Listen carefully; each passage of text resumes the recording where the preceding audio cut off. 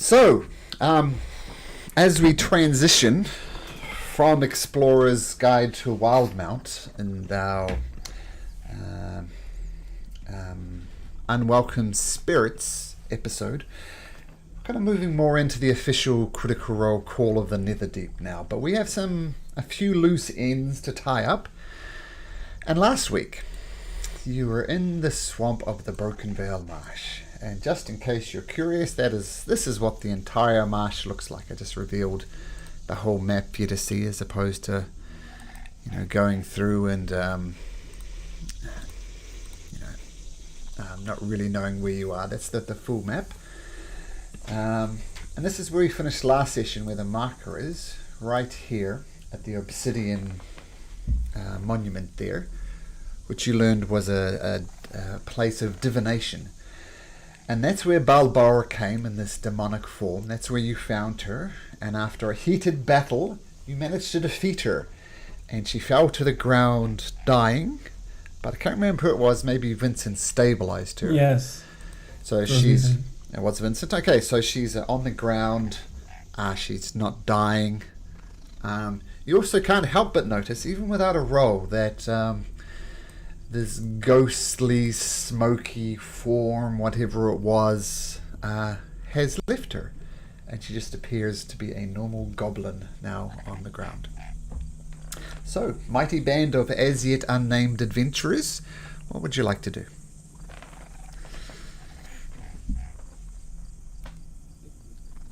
Well, our plan worked really well, didn't it? All according to plan. Yes, I guess it was really well planned, and we did very well. I guess. Summarize it as we had a plan. We succeeded on step 1A. Then everything went to shit. And in the end, we succeeded. Just focus on that last bit, right? We got the job done. That's true.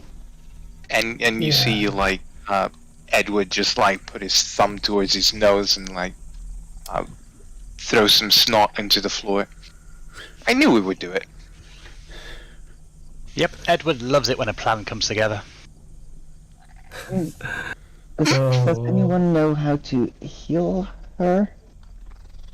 Let's. Oh, I was hoping you could do it. Oh, that's right. I think Margaret. Is Margaret still with us? Or has that? Yes. Yeah, I'm still here. Yeah, I used my healing on him. He would have been dead otherwise, I think. At this point, I'm just gonna grab Balbora and make sure that she's put in a slightly drier area near the obelisk, and not just face down in the swamp. Hey, you, Margaret. You could have warned us that your advisor could turn into a killing machine. She was fine all along. She killed mostly everyone in that fort. Well, I did mention that she had an otherworldly patron that we should show some concern about in case it got out of control. And quite frankly, it did get out of control. I did warn you about this. To be honest, though, that was not quite as expecting. Expecting if her patron displeased her, that she would suffer the consequences. But it seems obvious now that the other people suffered the consequences. If it wasn't for that, well, you're completely right, Caspian. That was an absolute shit show. But we're lucky to get out of it alive. Well, not just luck. I think we've got some skills. It's just not skills and planning. Let's just hope that next time that her effects go wrong, it doesn't turn on us.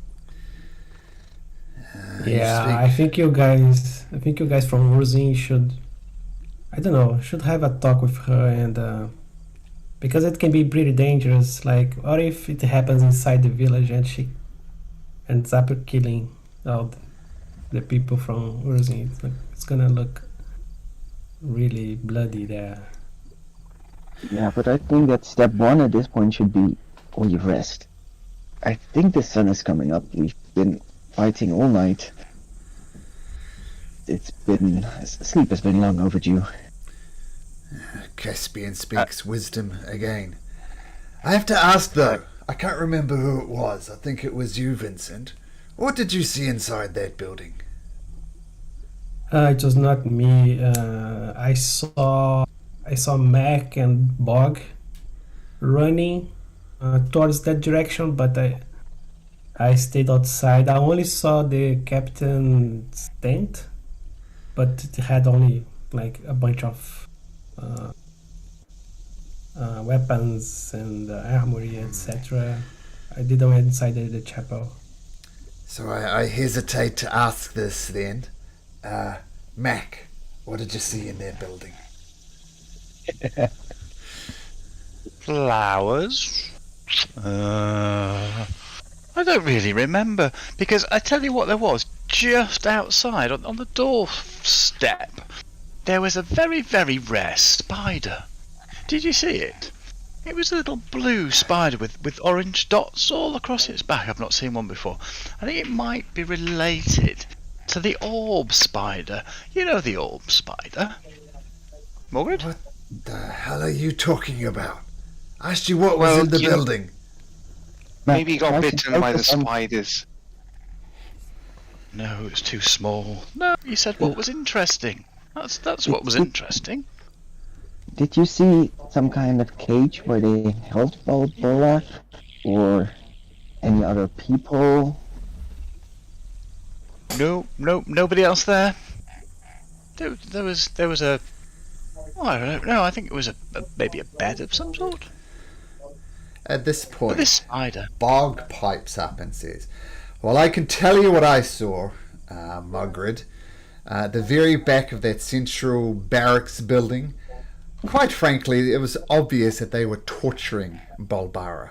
And maybe that was the thing that released the spirit from him.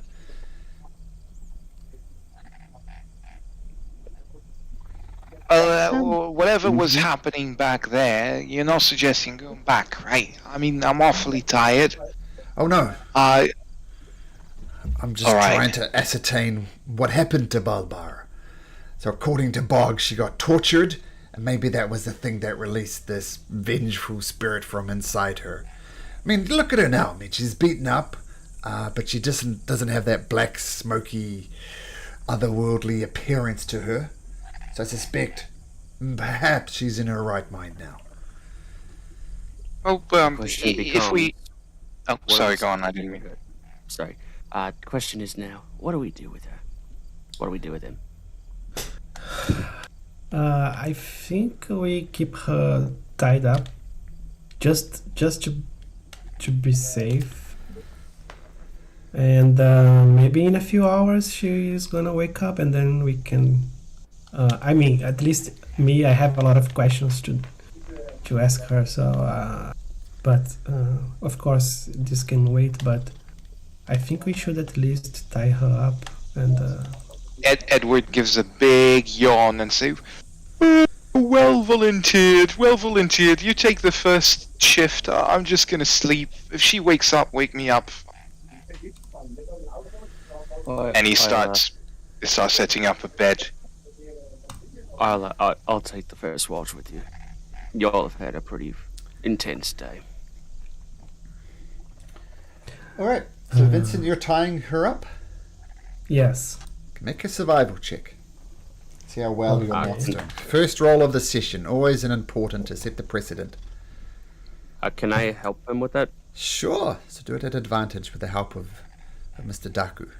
Nice. Thank you. Pretty good. That's a good tone. Not the perfect tone, of course, but a good tone. Okay, so you tie Barbara, kind of tie her hands and her feet, then tie both of them together with a string of rope. And between Vincent and Daku, you feel you have done a good job. Okay, and you set up watch. And before we do this, Joe, I don't think you're actually in the game yet.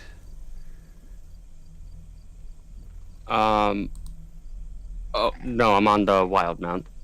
Okay, That explains it. let me give you a link. Sorry, guys. I'm talking to you from another dimension. Yeah, that's why you're kind of shifting a little bit, so it's kind of blurred. I think this is my actually first time playing with Joe. Daku, sorry. How's it going? I came in a few sessions ago, but I wasn't able to make the last one. There's the link, Joe, just in case you need it. As fun as being in this alternate universe is, I think I'll join. Okay, so you're in the right game now. That's a good start. And once you're over, there we go. I'll just give you control of Joe. Or Daku, rather. Pretty sure you're already in control of Joe. Nope. So we'll just jump back here for a second. So just make sure you can move around Daku, and if you're good, then everything should be set up right. There we go. Yep. Okay, so good. I noticed Mr. Bog hasn't joined yet. He said to be an hour late, but we'll just need to do a quick similar thing with him. Okay, so Joe and not Joe. Joe's not doing anything. Well, not in this universe anyway. Daku and Vincent tie Bolbara up, who's breathing steadily. I mean, obviously you guys did a number on her, but she's stable. You feel she'd definitely survive the night. And sounds like Daku is taking the first watch. Is anybody joining Daku? No, I'm sleeping. Mac can Yeah, I join. think Mac will join. Okay. You hear snoring. Yeah. Okay, so Daku and Mac. Both of you, can you make me perception check, please? Oh, sorry, Malcolm. Because last week we have someone else with us, don't we? Like some kind of Yes. archaeologist of sorts. The prisoner. The prisoner that was. Oh, Yeah, yes. the guy in there. who gave us the Yes. Hunter's code. You are right. Yep. He's cool, right? He's cool with staying with us. He says he'd be happy to travel with you back to Urzin. Right. Okay. So we can sort out the cloak situation later on. Sure. Yeah. So we'll do that. We'll he'll keep the cloak once he's safely back in Urzin, and we can sort out the cloak from there. But yeah, absolutely. Okay, so yeah, perception checks, please. Can someone else take first watch? I've just broken my machine. Sorry. Okay, I can join then. I look at the, I so look, beautiful, and then though. I see Mac is sleeping. Okay. I stay in his place. Okay, so the other NPC is Alon Frith. Okay, Joe and Vincent, you spend the night, or the first part of the shift anyway. Nothing jumps out at you. If there's something you want to talk about or role play, then you can. Otherwise, we'll just move on to the next shift. Well, Daku right now is just kind of observing the party in their sleep, keeping an eye on the goblin, making sure the second that she wakes up, she'll have a rapier pointed at her throat. Okay, so you keep a close eye on her. She does not wake up. Just to remember, Daku is a half elf, right? Yes. Okay. Yeah, so I think I'm gonna talk a little bit like, hey, is that cool, right? So, what brings you here at this swamp? I mean, you said a little bit that you are looking for someone, I think. Oh, right. We haven't had a proper introduction, you and I, haven't we? Yes, I was unfortunate enough to get captured a while back, and your party kinda woke me up, and at first I thought it was an interrogation, and your buddy over there gave me the biggest hug of my life, and I got confused. But Yeah, he's just like that. actually a little bit Not in hiding per se. I'm looking for someone or some people. And you all seem like quite the interesting bunch. So I figured, Yeah, why not that's travel for with you? sure. So, what do you think about this conflict between the Empire and the Dynasty?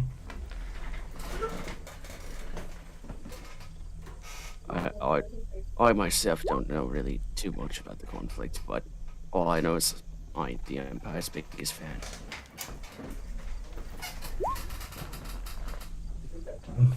I'm also, I mean, I'm from a poor family, so we didn't have any reason to like the Empire, and also any relationship with the Dynasty. So I have no love for any of them, so I don't care much. Also, So you're a man who lives for himself.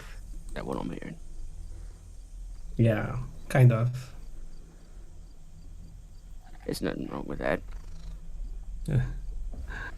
Yeah, I myself try to live amongst the same rules, but I have a little code of honor that goes with me.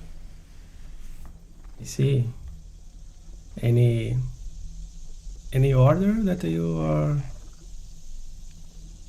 are from, or Any what? order or clergy that you are from, that you have this code of honor, or just a personal thing? He's gonna let out a little bit of a chuckle. Okay. I think if I were a man in the clergy, we'd have a right problem. But I was shown long ago that the gods, religious, these popular cults, there ain't nothing there for me. If there was, Yeah. I'd be very different. And I'd probably still have some people with me. Yeah, I But think that's a also little- with that also have that in common also. The same reason, like, I feel like they never did something for me, so why should I do something back? So, yeah, Completely understandable. yeah, So, enough about my life. yeah. What is it you want? Sorry. What are you hoping to gain by traveling with us lot? Actually, it was not in my plans. I went to Rosie looking for this, and then I gave a little kick on Bobara. It's a long story. Basically, I need to have some answers from this for this goblin, and yeah, when I was at Rosie, I met these guys there, and so by the time we had the same goal, looking for this goblin, and I just stick around, and yeah, I mean they are funny, and I guess it doesn't hurt to sometimes be Bobara. with some people. Yeah. Bobara. What are Bobara. they to you? What are they to you? You said you were looking for them, right? Yeah. Yeah, So I had what some are they? questions to her. There are some things that happened. How can I say? With my family, and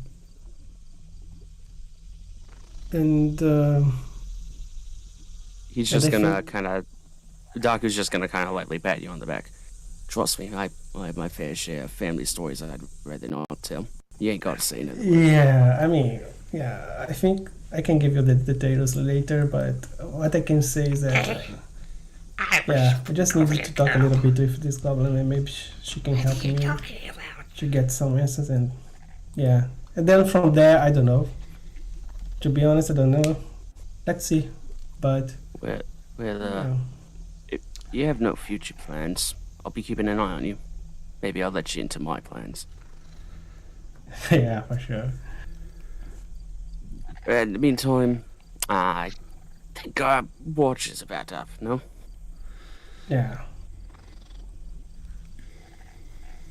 Alright. Who so would who's on nobody's- next watch, I guess would be the question.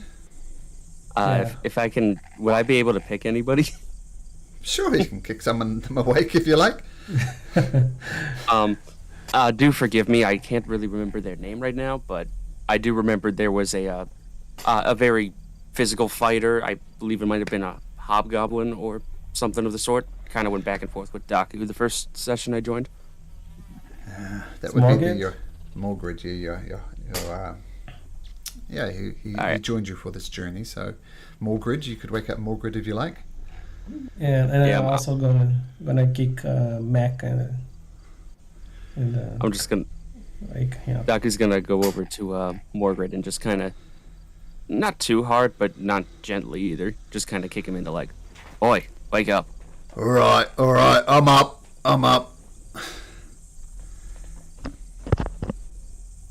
It's your Vincent, turn, did mate. you just say you were going to kick Mac awake? Yes. It's harsh. I also gently give him a little kick on the head and hey. At which point, in that case, he rolls over and holds onto your foot and cuddles it into himself, and just like. Oh no. Give him another Yeah. kick. Yeah, I kick a bit more stronger this time. Oh, Hey, mother! hey, wake What? It's your turn. You already did your turn. I'll Okay. keep. Alright, I'll watch. alright. I'll watch the little shit. Get some shut eye, Vincent. Yeah, me thank too. you. I will. I'll watch the little shit. Mac, you and me, we're up. Oh, joy. I don't know about you, but I'm cold. Are you feeling cold? Shall we conserve body heat? Come here. Okay, we'll say that Joe and Vincent, Daku and Vincent go into sleep. Look, Mac, no, you may not cuddle me. I hate to point this out, but you've been a real liability to this group. You know that, right? Liar what? Liar? No, I tell the truth. Every time. I asked you a very simple tactical question about what happened at the back of the barracks, and you prattled on about a spider. Now you're probably going to come back to me and say you asked for interesting. It's obvious what I asked for, and if this happens in the heat of the battle, you start adding idiotic decisions like this again, you're going to continue to be a liability. Quite frankly, I'll be surprised if you make it back to Urzen alive with your idiocy. Well, that's just charming. Has anyone ever told you that you are just the perfect dinner guest? Tell me, which of those things I said was not true? Well, it's everything's kind of got its own lens to it, hasn't it? So I see myself as being a heroic. You know, you can't tell what I'm planning, and that gives me the advantage in battle. You saw me with those big spiders. I took one of those out. Once again, simple tactical questions. You fluffed it. Just to be perfectly clear, Mac, I've got my eye on you. And if you put the life of Balbara in jeopardy as we escort her back to Urzen, expect a, shall we say, harsh rebuke from myself. Oh, very big words. Okay, I'll look them up first. But can I just point out who's the one who's spending all the time talking now rather than looking out? That's what we're supposed to be doing, isn't it? Well, let's see how well Balbara keeps a lookout. Whether he's good enough to do both. While we're at it, why don't you make a... I don't have his stats handy because I switched modules. Yeah, he's doing an okay job. And if you want to make one as well, Mac. Perception was it? Sorry. Yeah, perception. Yep. Alright. Yay. You both don't notice anything. So you just watch yourself, Mac. I'm watching. Do you want me to watch you as well? Do you need me to look after you? I'll watch after you as well. Don't worry. Just turns his back and keeps an eye out on the swamp, just ignoring you. Okay, but your shift comes to an end. I'm gonna go. Margaret's gonna wake up Caspian. Hey, Caspian, you're up. And I think Edward's time, isn't it? Sorry, Caspian. Yeah, so Caspian and Edward, you're up. Make perception checks. Oh lord. It's quite dark, isn't it? Yep. This is a disadvantage then. Sure.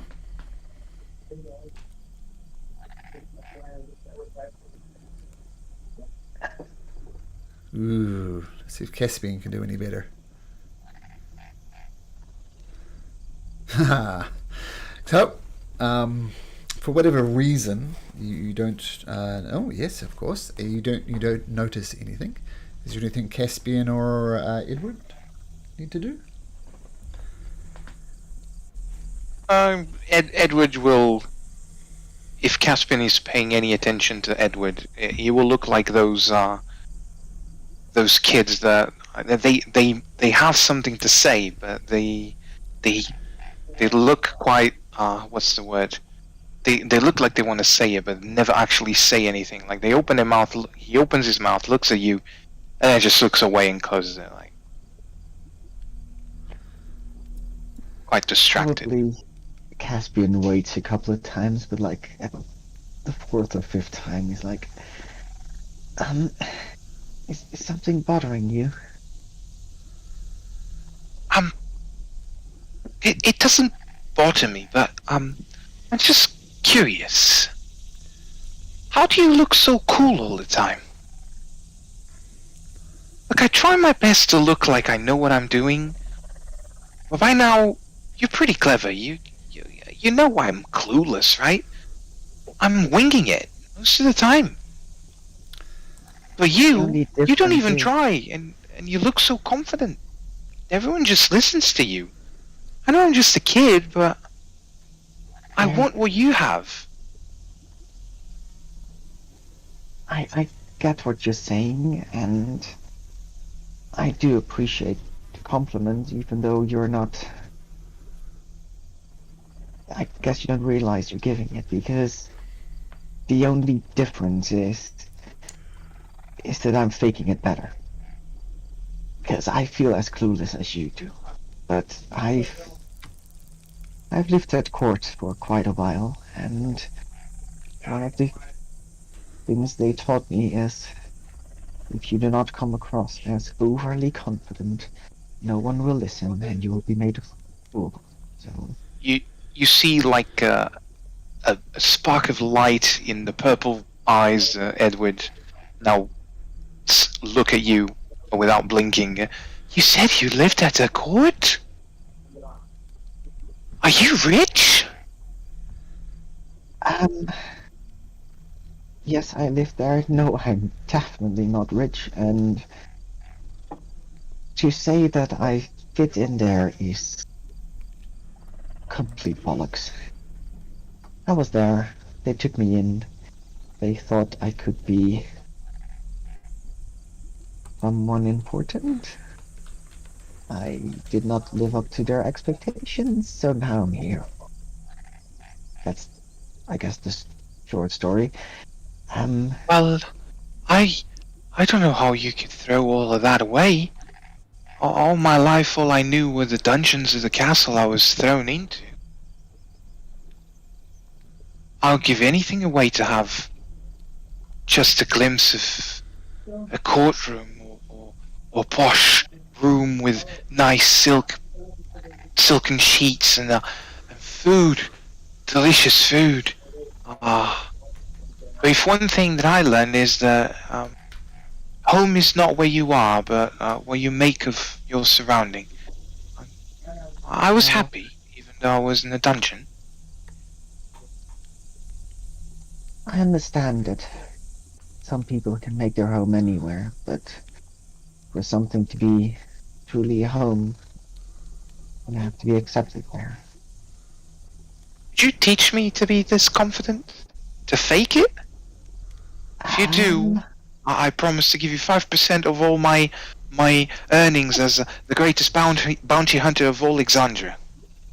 I will be it. You just wait for it. well, that's the start.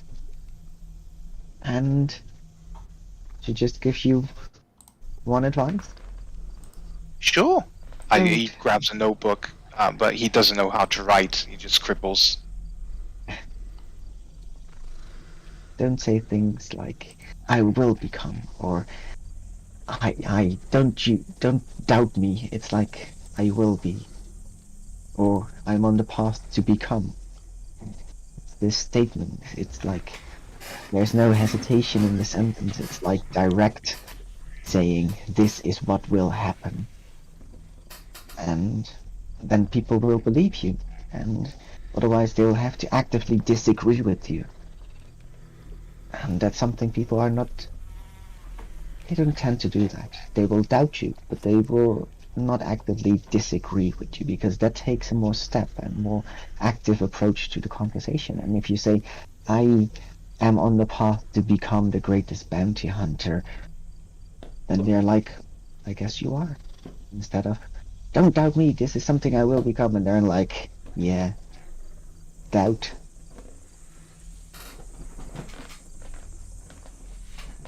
Right. It's I'll shout it louder so everyone understands.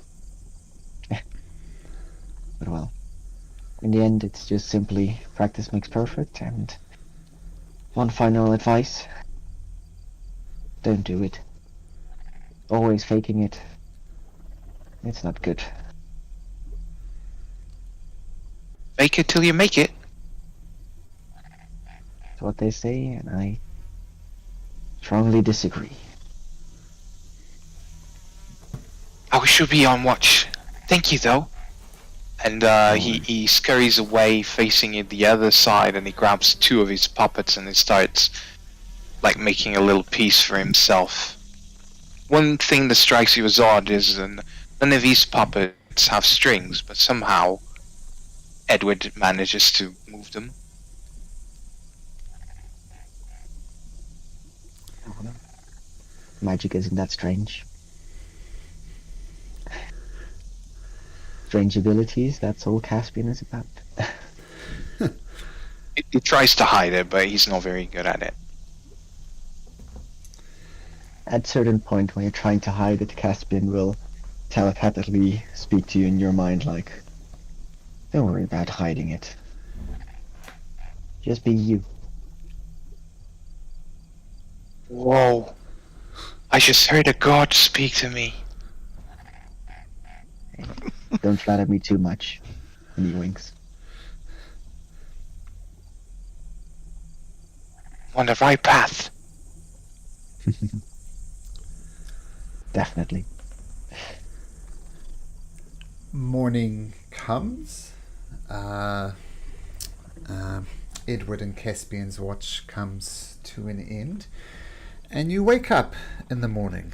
You're all long rested, so feel free to get that good rest in. And David, Mark, and Simon, would you mind changing your names in Roll20 so I can see your passive perception?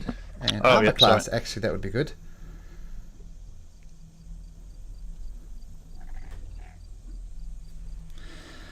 Just helps me at a glance to see what's what. Did I lose my exhaustion that I had during all this heist? Yes, it's consider everybody fully rested, no exhaustion, all those other bits and pieces, so you're good.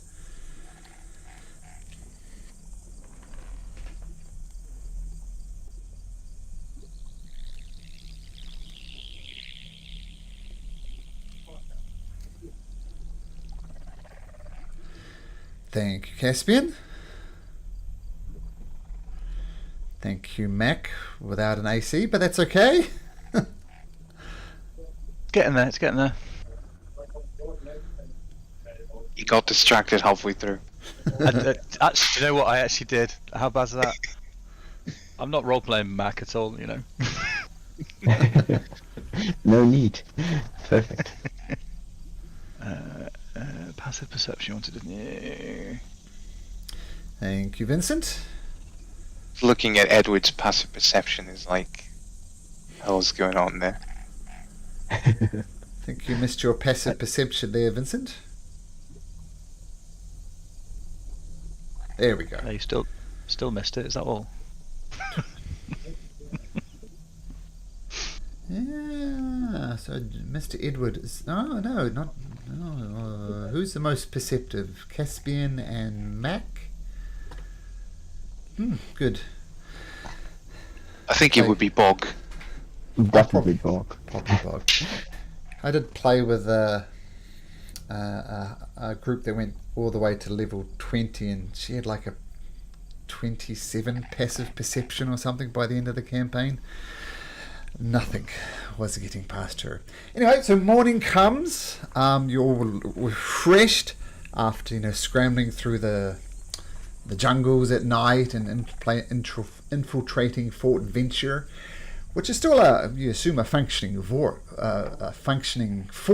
By no means was everybody killed there. But you wake up. You see Balbara is still seemingly unconscious. So, what would you like to do?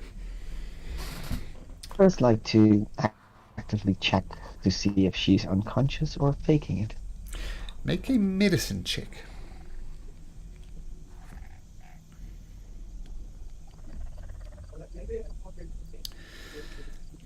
You're pretty sure she's unconscious.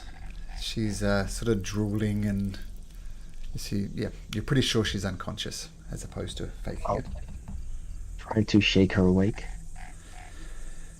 Okay, so you give her a bit of a shake and, try and snap her out of whatever she is.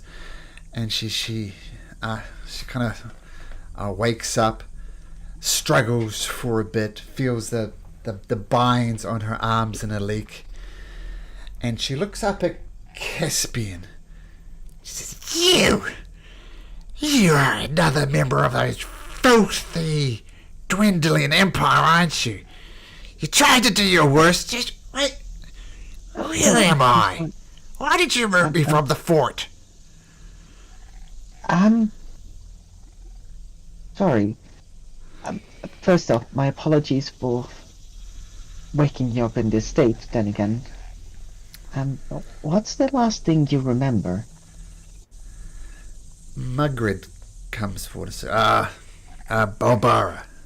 These people help saved you. You can trust them. Mugrid! It's great to see you. I've rescued. That's good news. You son, what's your name? She says, looking at Caspian. My name's Caspian Blackwood. It's a pleasure to meet you. So, I guess thank you are in order. If my old friend here, Mugrid, is right, then you help rescue me.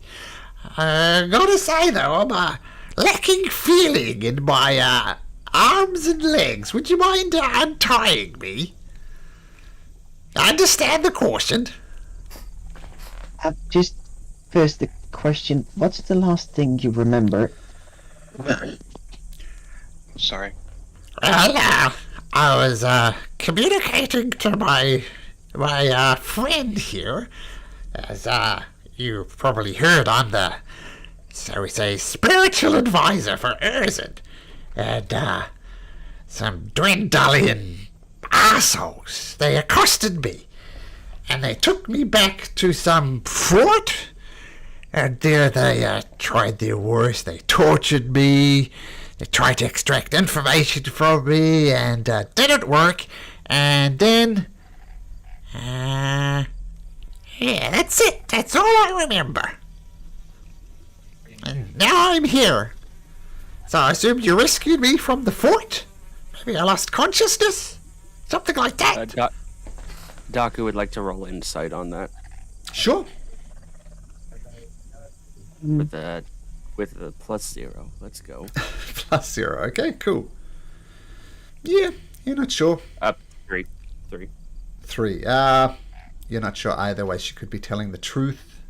What you do know is that she was a prisoner at the base, and you're not sure what happened after that, but yeah, unsure.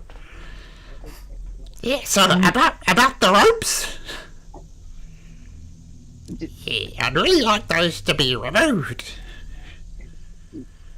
Yeah, the reason that we're a bit cautious is that I believe your patron took over your body and tried to kill everyone and everything. Oh! Well, I guess I owe my patron more thanks then. I was sure I was going to die in there, and while I'm not in, resort to violence is the first action, I'm glad I got out of there. How many people did I kill? Oh, my patron? Unclear. None of us, so that's the good part. Just Bengali soldiers. Vincent just steps. curious. Is there a chance that he could just take over again right here, right now, and try to kill us? Well, technically, yes. I mean, he's a very powerful being that I worship, but practically I think it's perfectly safe. It seems under times of great stress, perhaps he comes out, but right now we're just sitting in the swamp. Among friends, assuming you untie me, of course, I don't see there's a problem that he'll show his violent side again, shall we say. I look around to the rest of the group and shall I untie her? Yes, untie her. Yeah, Vincent is going to step in and help untie her. And he's going to look Daku- at her Sorry. and say, no, sorry. Yeah, and Vincent is going to say, hey, Bobara, right? So, Yes, what's your name, son? yeah, I'm Vincent, and I start to untie her. Then I say, you can't remember when you're possessed by your painter? What happened there? Nope. No memories at all. Because you couldn't differentiate between friend or foe. You're killing everything on your path. So we are lucky to find you here at this. I think this is the ritual place that you came to. Yeah, that's right. Yes, but we were afraid that you're going heading to Urzing, and we were afraid that you could kill people there. So we stopped you here, and that's why you're unconscious. But but we are happy. We are happy that you are back to yourself now. Yeah, all's well that ends well. Yes, it would be unfortunate if I massacred the people I work with in Urzen. So, it's not obvious. I'm very thankful, and she kind of catches you all in the eye. Thank you. I was in quite a pickle there, so thank you very much. Real quick, as Vincent's untying Bulbera, Daku's just gonna go over to Bulbera, place a hand on her shoulder, and just kind of whisper in Goblin in her ear, "Try anything funny, you'll wish you were back at the fort." And then just kind of step off to the side. If anybody can speak Goblin, you'd understand that as well. But she gives you kind of the stink eye, Daku. All right then. Well, I mean, no one knows Broken Vow Marsh better than myself. So if you want to get back to Urzen, maybe we should get going. Yeah. So, is everyone okay? Let's go. Yeah, Mac really Yeah. likes her. He thinks that she's on the same wavelength as him. So he's going to be very excited to kind of walk with her as much as possible. And so yeah, he'll definitely want to to untie her and probably give her a cuddle. Well, no need for that. Thank you. You're welcome. I like you. I like you that you rescued me. That's the main thing. Also, Elwin, sorry, Vincent is going to approach her and say, hey, "Sorry, Barbara, but once you are back to Rosine, can I talk to you a little bit? I have some questions." Oh, we've got a couple of days of travel ahead of us. If you want to wait to Urzen, that's fine. But yeah. Yeah, okay. Yeah, then we can talk. What's up, friend? Oh, okay, now, okay. Then Vincent is and then Vincent tried to bring her like a little back of the party, like he creates some space between like the party walking and the able party. Okay, And so then it's up to you, Mark. Do you want to do this in a private No, voice chat? no. Okay. No, yeah. So he brings up his he has a journal with him, and it has like an image of a gold coin with a ruby inlaid in the center, and he shows to her and asks, "Have you seen this coin?" Here. Let me ask you a question first, Vincent. Where did you get this coin from? Where's this picture? What's going on? Okay, so a long time ago when I was like a kid, Yes. my father was killed, and I saw the killer taking this gold coin from him, and this been haunting me since I was like a kid, and I didn't know how to.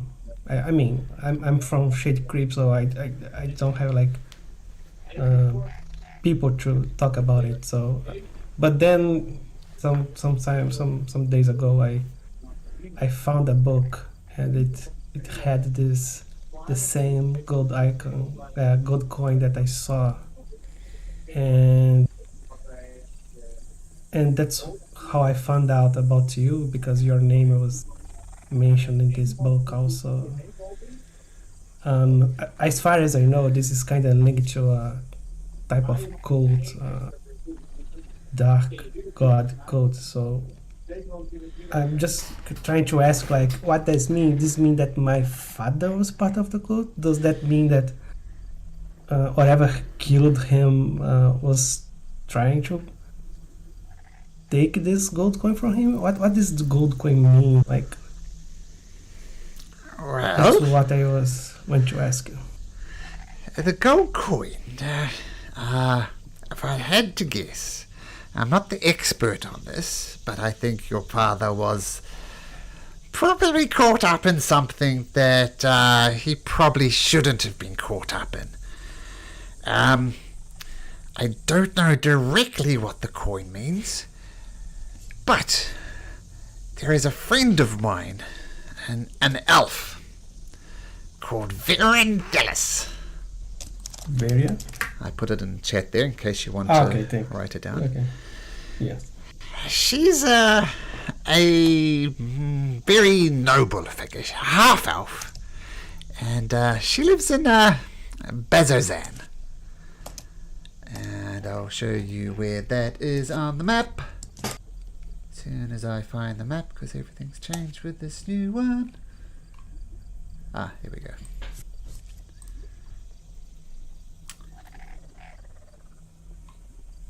Ooh, yeah, there we go. So Bezozan over here. Ah, okay. Here, Bezozan's Mhm. over here. Now, if anybody knows who could help you more with this, it's going to be Viren. Now, I don't know if it's going to be worth it going to you by Bezozan, because quite frankly, they're the frontline defense about It's like a demonic portal there that demons and other foul creatures have been fighting off. So I wouldn't recommend going there, but if you're looking for more information about this coin, then I suggest you go visit old Virendelis and Bezozan. I see. Thank you very much. You helped me a lot, Miss Barbara. Well, I strongly believe in reciprocity. Yeah, I got you. Reciprocity? Reciprocity? Reciprocity? Yeah, forgive me. Common isn't my first language. But, yes, go seek out Virendelis and, you'll be good. But I don't know if you want to go there, though. Dark place. Yeah. Okay. Let's see. But thank you very much. You helped me a lot.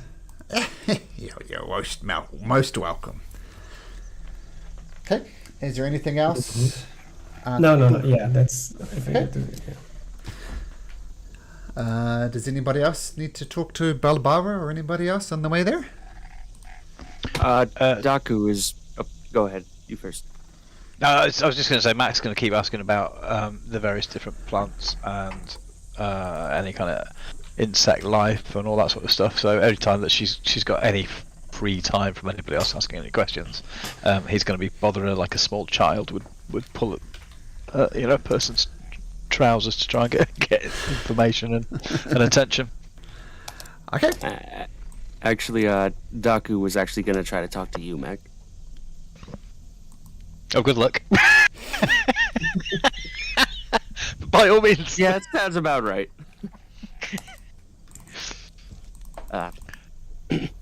Mac, was it right? You got a second? Yeah, sure. What's up? He's just gonna kind of take a step aside from the cart and just put a little bit of distance. Not too much, but just enough to give him some privacy. Sorry if this comes across in the wrong way, but before I fell asleep last night, I couldn't help but hear bits and pieces of your conversation with Mark. You alright? Oh yeah, he's a big bear, really, isn't he? He's very, very gruff, but I don't know. I think he likes me. What do you think? I think I'm a bit curious as to why you didn't really defend yourself in that. Defend about what? He used lots of big words. Big words. I didn't really understand what he was saying. I'm just saying he had one point in combat observation, but everything else kind of just sounded like he was trashing you as a whole. You not know how to verbally defend yourself against things like that. But why do I need to? There's nothing's really upsetting me. He can say what he likes. Everyone's got an opinion. Everyone's got other things too. If that's how you choose to think, that's alright. I'm just saying, growing up where I did, somebody talks to me like that, they get a right kick in the chest, they do. Well, I tell you what.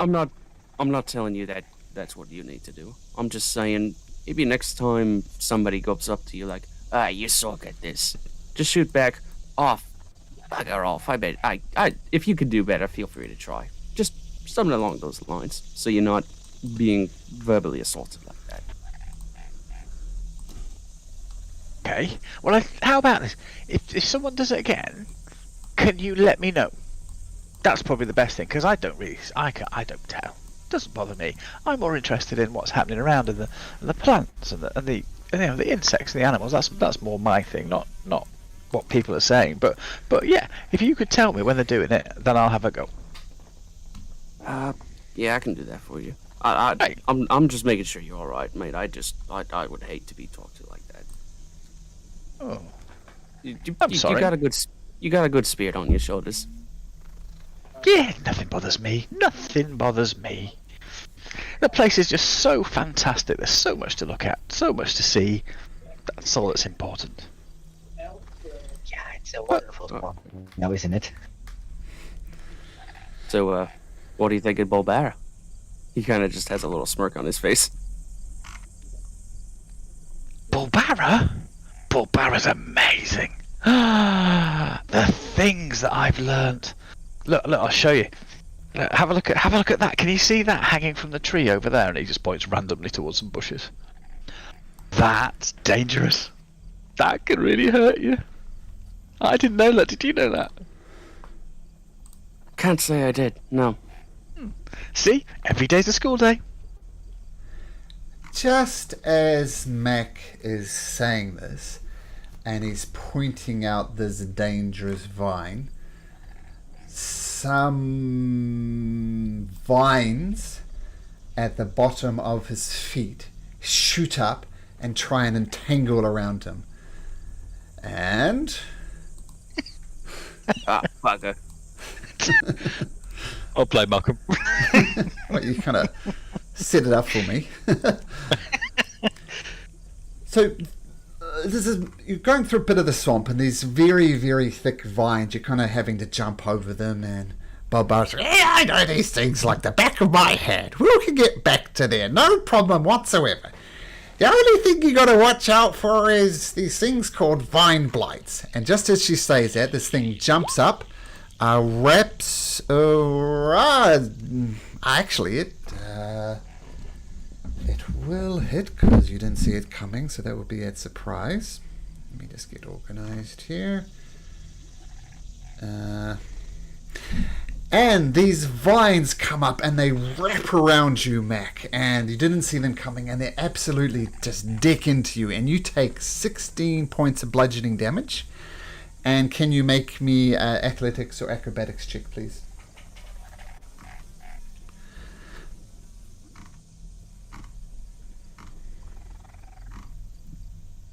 So I come off mute and ask the same question. Was that 16 points of damage? Yep, 16. And athletics or acrobatics, please. There you Okay, go, so they 21. do wrap around you, but you manage to jump out the way and not get constricted. I'm going to randomly choose someone. It is going to be one, two, three. It's Mac again. We're going to do Mac again. Ah! Edward! Edward, same thing. These vines jump up and they try and constrict around you. And that's going to hit as well with a dirty 20 for 11 points of bludgeoning damage. And can you also make me athletics or acrobatics check, please? Was it... Okay, I guess we're being surprised. Did you say 11 points of damage? I did. 1-1. Yep. And then the strength saving throw. Athletics or acrobatics, up to you. Whether Right, you muscle out of it or whether you dodge out of it. I'll try and dodge out of it. Okay, once again you jump out the way. And finally there's a third one. Oh, stay away, Max! Stop being rolled. Caspian! You're the last one as you're having this talk, and then once again these vines jump out and try and wrap around you, but they roll a 9 and a 7. So all of you manage to avoid it. But regardless, these vines are twisting and whirling all around you. And let me just... Quick question. Last time you said we leveled up. Are we level 3 now or not yet? You are level 3. You're officially level 3. Okay, now a couple of things. These tokens here are just really for me to keep track of stuff. Consider the vines kind of everywhere, you know, they twist and... Oops. I did it on the right layer. I think I'll do it there. So there's all these vines are twisted. They're kind of all over the place. So don't think I have to attack them in this particular position. They're kind of everywhere. Okay, so as these things, vines, they do hit. They don't necessarily hit though. Let's roll some initiative and see how this pans out. But that was surprise. No one saw them coming. They're indistinguishable by vines in their normal state. So roll in. Ooh, hey.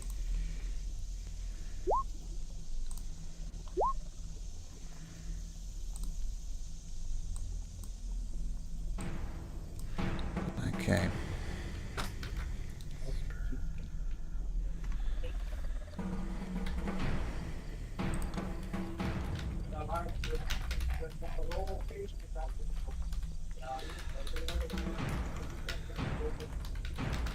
Nice natural 20 on the initiative there.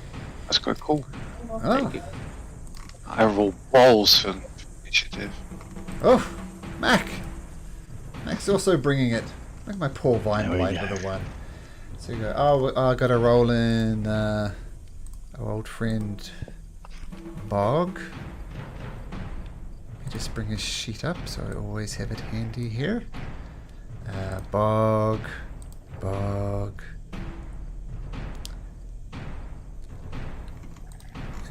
And the initiative for Bog. Okay, is that everybody in? 1, 2, 3, 4. Oh, Margaret and Balbar. Okay, so what you see, Daku, these vines slash up and they try and... Who did they attack? They attacked Mac, so there's vines around Mac. Who was the other one? Edward and Caspian. So all those with a green dot. Let's just fix Edward there. We've got vines going all around them. Daku, what do you do? First thing I'm gonna do, new ability. I'm going to bonus action, use the help action, and I'm gonna tell Mac.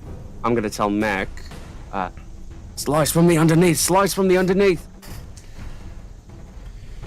And if I move, did these vines get up attacks, or do I have to Yeah. find out?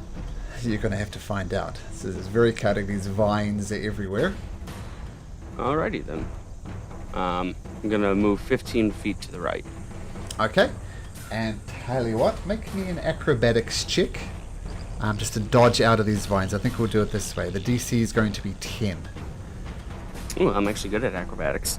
Okay, so the vines try and swipe at you. You jump over the top of them, get right up next to Mac. Give Mac something. So,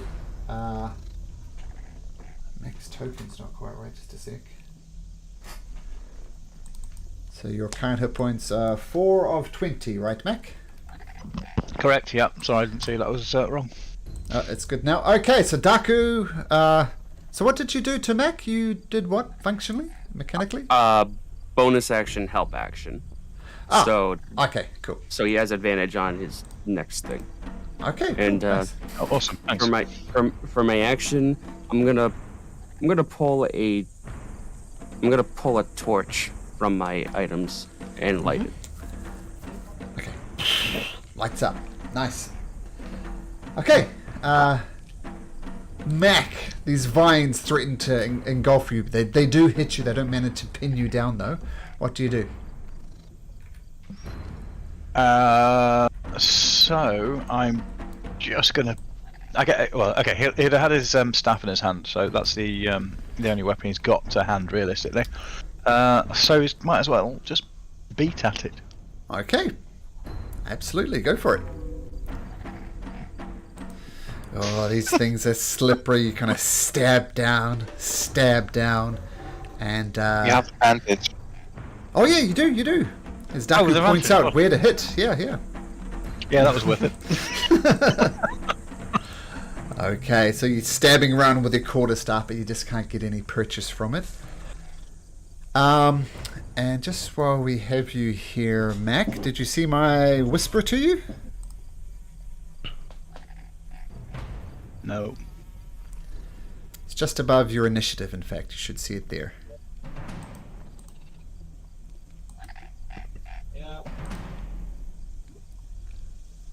Got you. Yeah. Okay. So for reasons, roll me a d20 plus 4.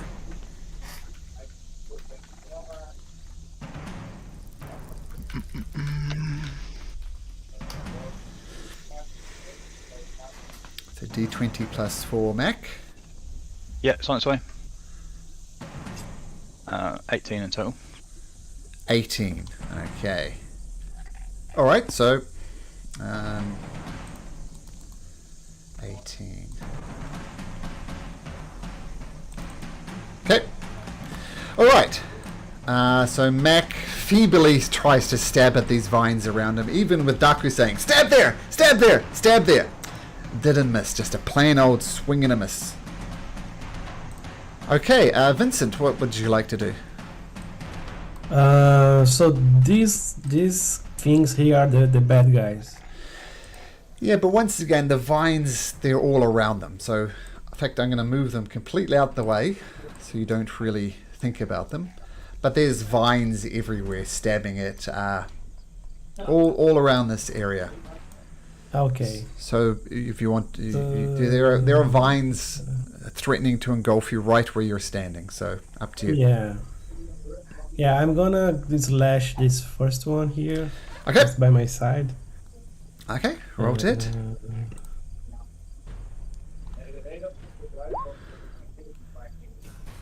14. So you do manage to get some purchase with your scimitar, and it cuts through the vines, makes some damage as you hack into the vines. 10. Okay.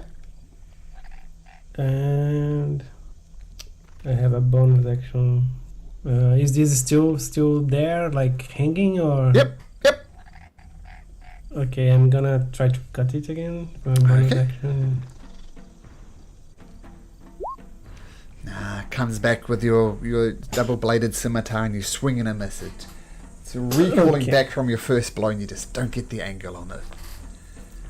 Okay, so yeah, I'm gonna stay here, and that's it for me. Okay. Now, what do they see Simon coming from the northwest?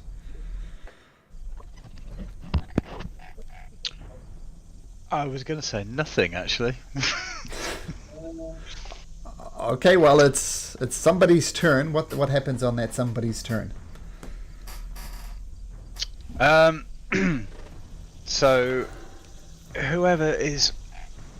Caspian's probably nearest, isn't he?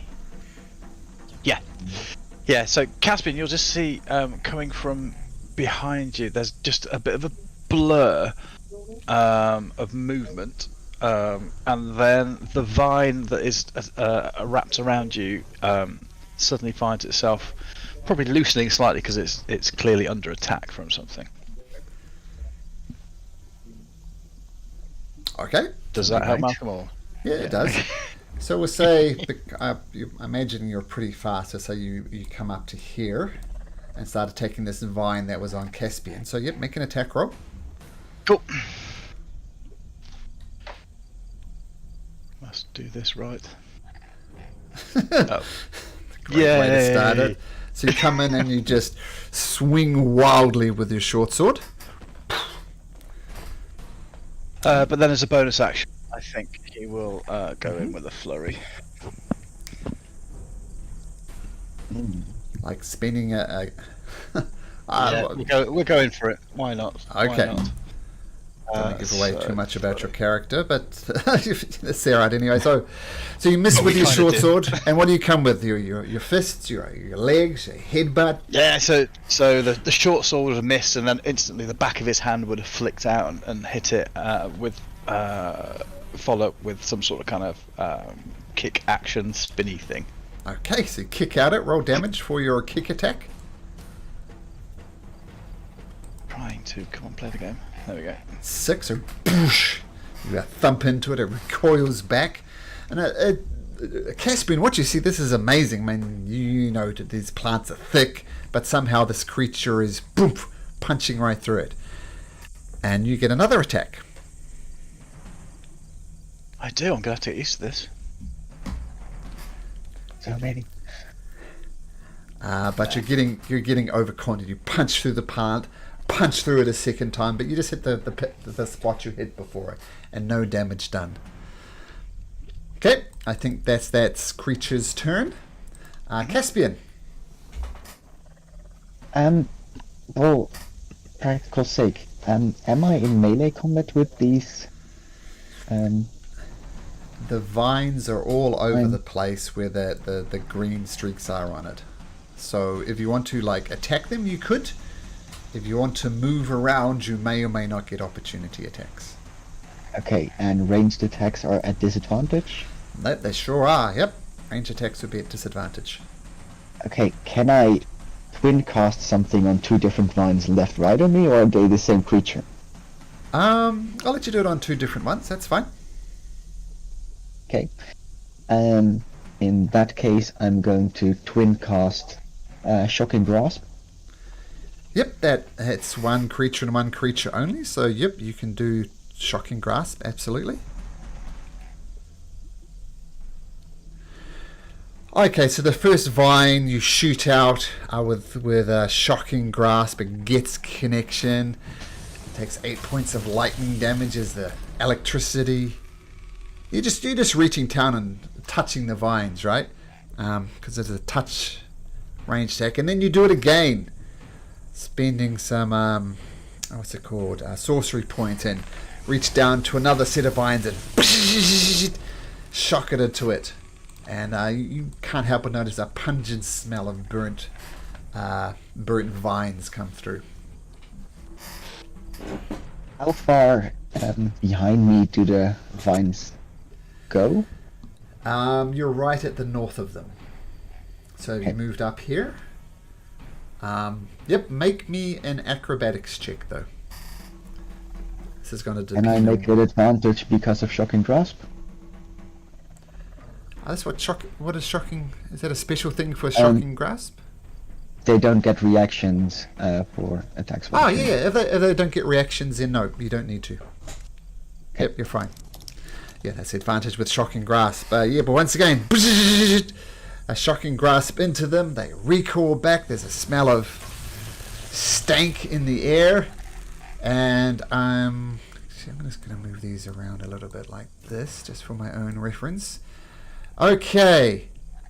Actually, should be like that. So, Vincent, these vines come up, and they try and wrap around your legs. And they're going to try and...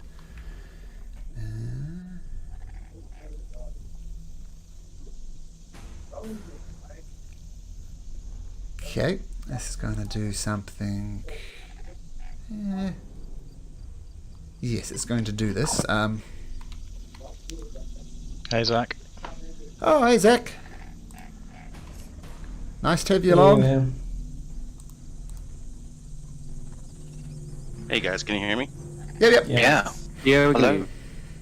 Awesome. All right, let me make sure I'm not double talking here. So give me a second. I need to adjust one thing. I just noticed I don't have my area of effect templates on here, so let me add those in. And we'll just make sure your token's set up all right. There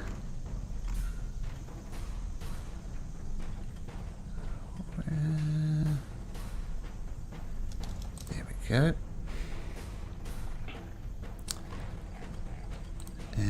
Okay, cool.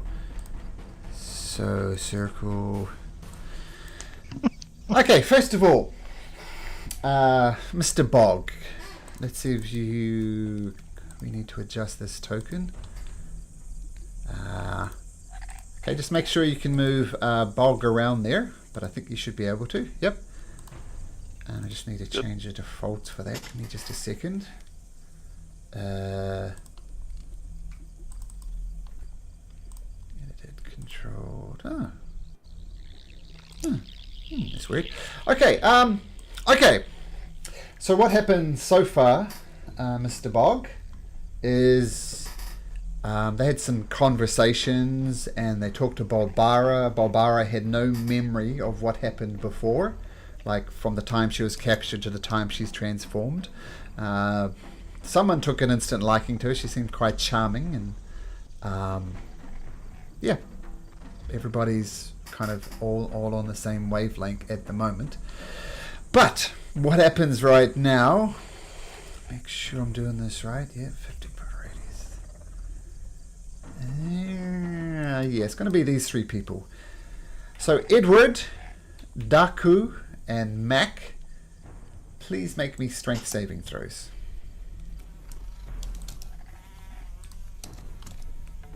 Obelisk. This is just out randomly in the swamp at the moment. Oh, Natural 19.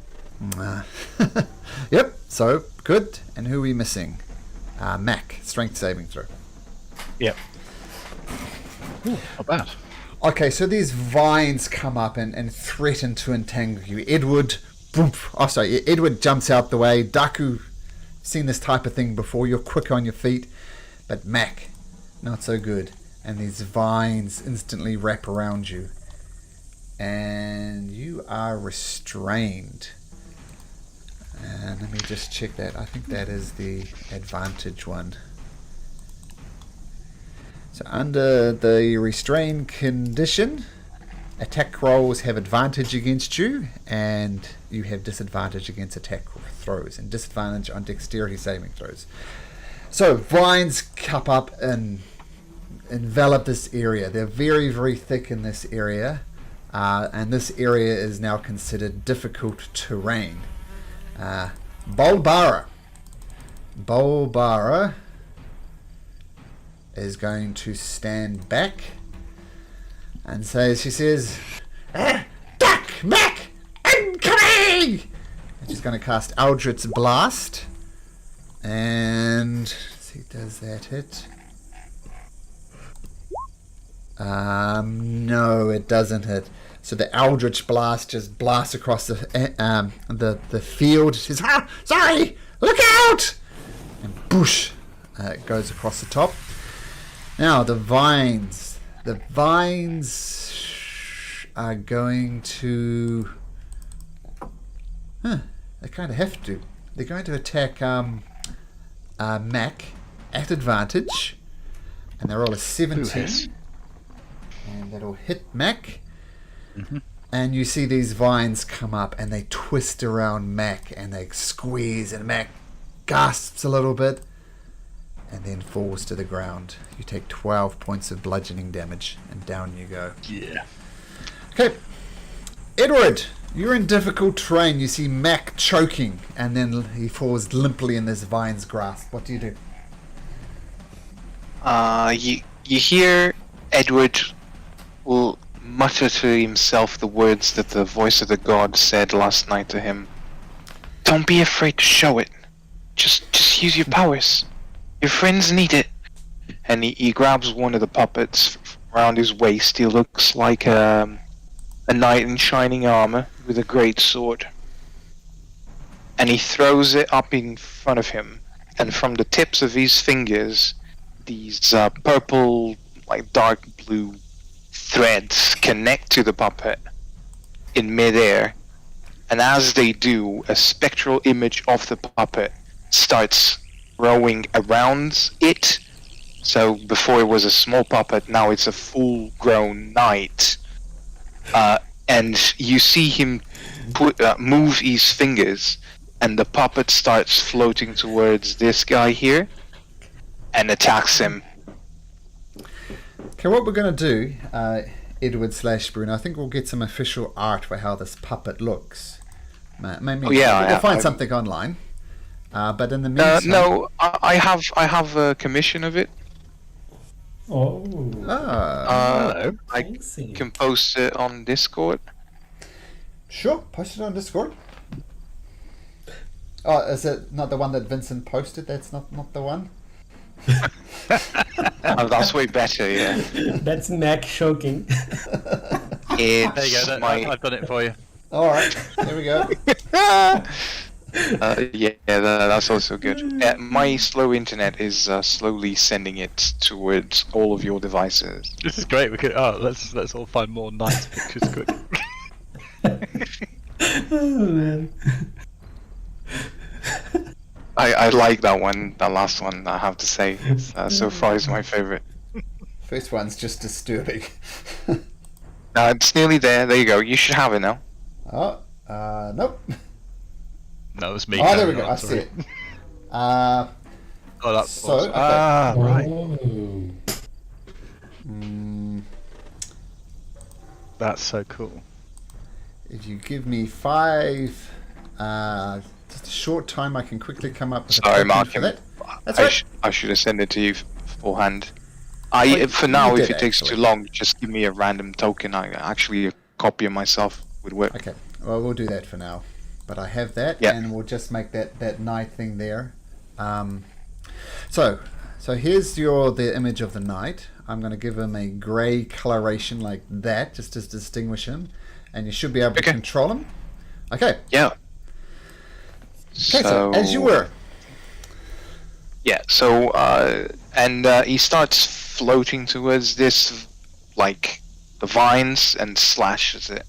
Okay. Gonna make one attack with it. Okay, so yes, this strange spectral form that Edward is controlling with strings and bits and pieces comes in with a massive greatsword, comes attacking and hacking at the vines, and that does hit for 13 points of damage. Whoa. Okay, nice.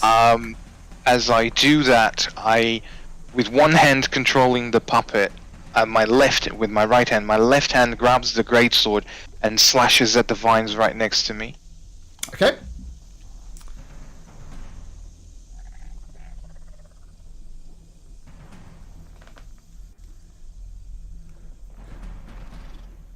Oh, what's happening, man?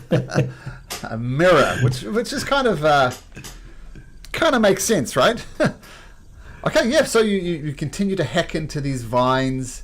They're getting a little bit weak, but they're still very, very thick foliage attacking people around you.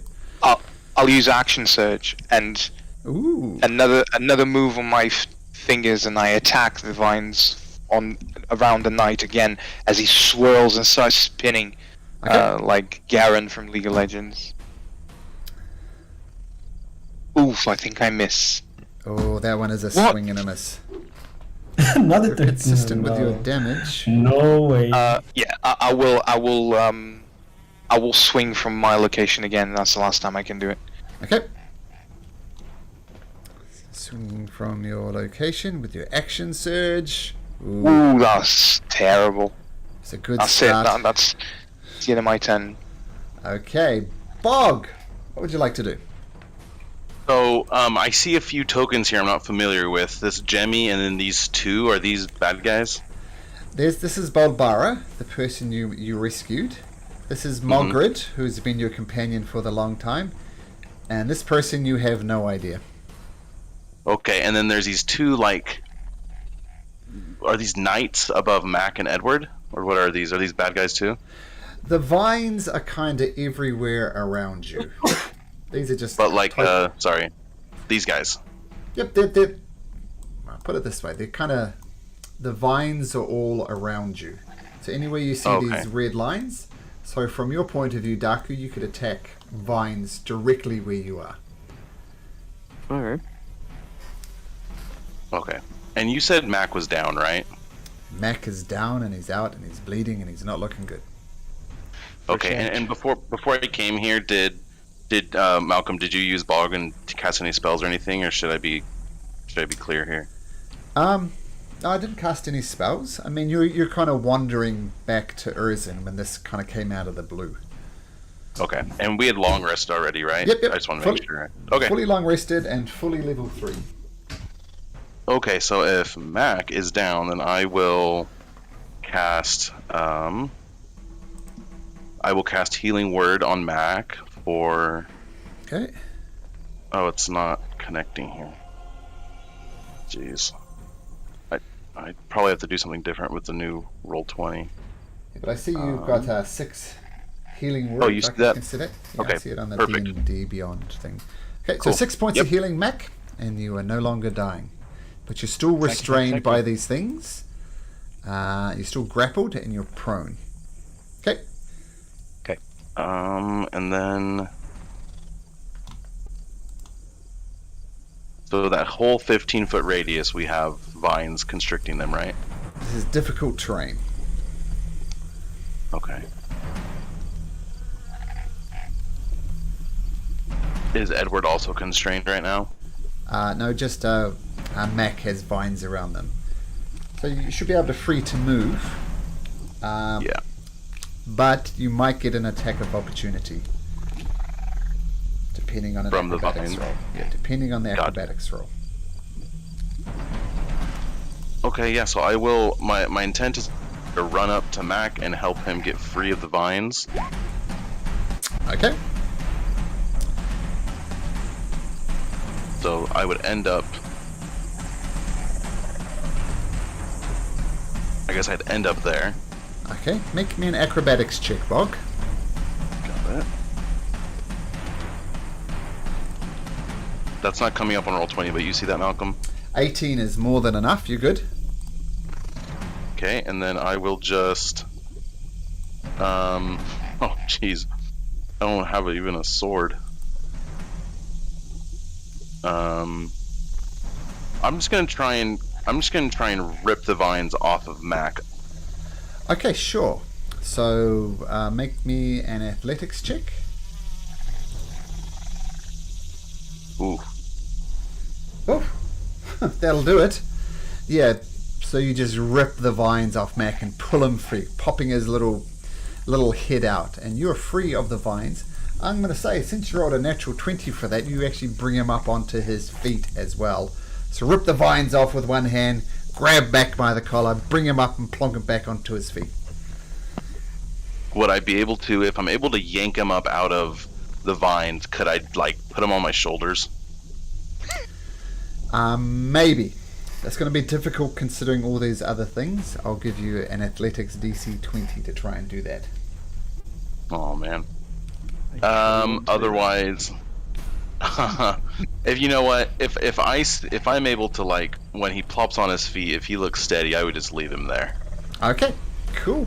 But you I bring back Mac. don't want to risk him falling off my shoulders or something back into the vine. So. Okay, so a nice move. Very good, Bog. Yeah. Okay, Awesome, Mogrid. Mogrid is just going to start hacking at the things around him. Get off me! And he hacks into it for 9 points of slashing damage. Okay, the vines are still holding on tight. They're still around.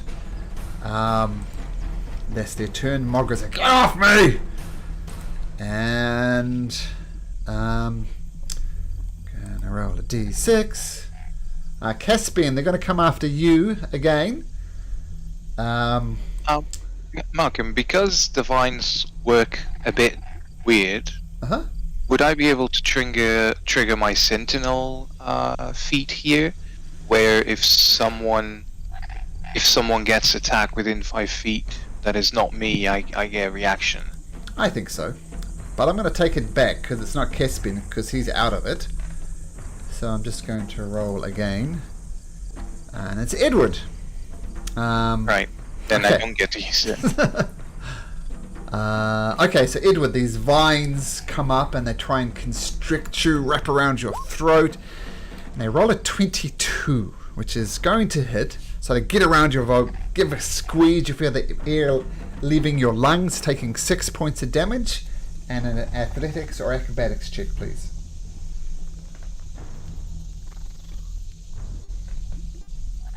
Yep, no problem. So they try and grasp around your neck, but you kind of pull them off and throw them to the ground. And that's their turn. Daku, we're back up to you. Alrighty. I gotta... do I notice any visible reaction from the vines when I light my torch? They recoil a little bit. They don't like fire. Alright. Kind of as like a little test then. For my action, I'm going to...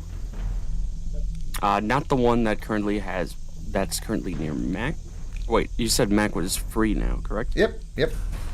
Oh, perfect. I'm gonna go to the one that is near Mac, and I'm gonna try to stick my torch in it. Okay. Just make a general melee roll with whatever weapon you happen to have equipped. And we'll adjust it from there. So, a d20 with dex? Sure. Okay. 14 plus 3 is 17. Yeah, okay, so you get your torch and you stick it into it. Roll me 2d4. Alright.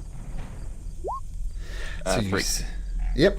So you do notice they really don't like the fire as you stick your torch into it, and it burns quite brightly, and they even recoil back even more.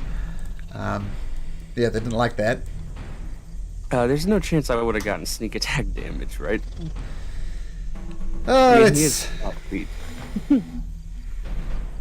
Sure. I think Daku is good enough to find the exact right spot, especially with Mac and Bog so close. See a roll, what, another d6 now, or is it 2d6? 2d6. 2d6. It all adds up. But regardless, you slice into these creatures and they recoil back from the fire, if nothing else. And you do get that little extra bit of sneak attack damage. Okay. I wanted to do another bonus action. Sure. Sorry. Just real quick, as a bonus action, bonus action help, I'm just going to look at Mac and go, stay close to me and Bog. Well, okay. I don't know if I know his name, but... Okay, so you use bonus action help to assist Mac. Okay, cool. Speaking of Mac...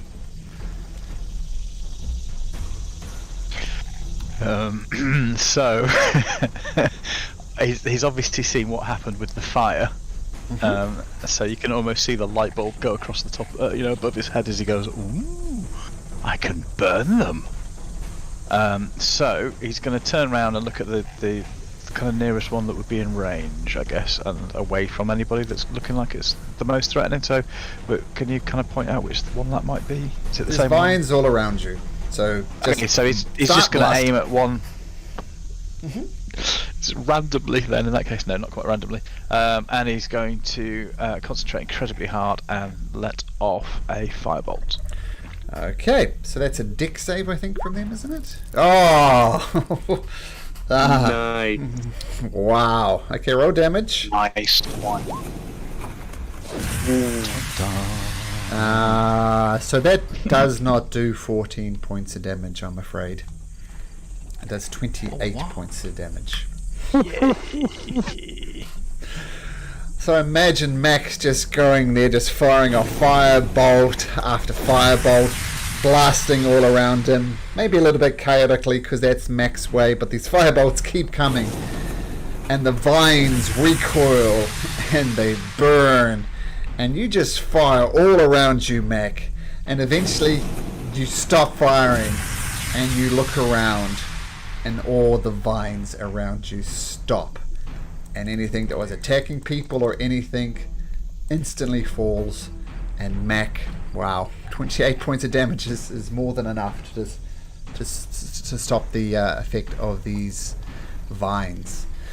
So before you bask in your glory, Mac, let's just take 5 minutes so I can set up Edward's token correctly. And I'm going to do something for Vincent as well. So let's just take 5 while I do that. And you can bask in your glory after that, Mac, and we can learn more about this mysterious figure while we're at it. Okay. See you in 5 minutes. I don't know if you saw. Yep. Sorry to interrupt you. I don't know if you saw. I've dropped a token on Discord. Yes. So if you haven't seen, okay. Yep. Okay. Cool. Okay. See you guys in a bit.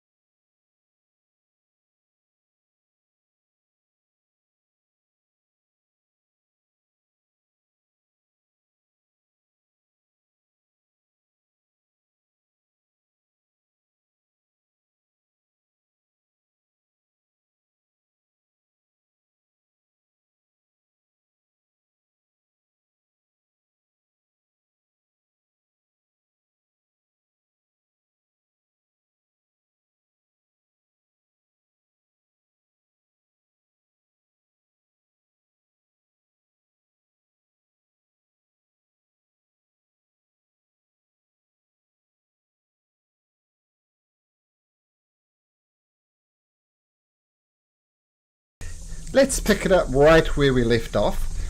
With Mac just destroying these vines with his firebolt, and that's where we'll pick it up. What happens next, guys? So Mac's just going to turn around to Mogred. He's going to raise himself to the full extent of his height, and just kind of do that palms out on either side, looking at him as if to go, "Yeah, come on. You give me a really bad time again. You just saw what I did." And then he'll just like brush his sleeves and carry on looking at Mogred. Wow, holy crap! Is all I need to say to that, Mac. That was quite the fireworks display. Whoops. Maybe I was wrong about you. You've destroyed the earth as well while you're at it.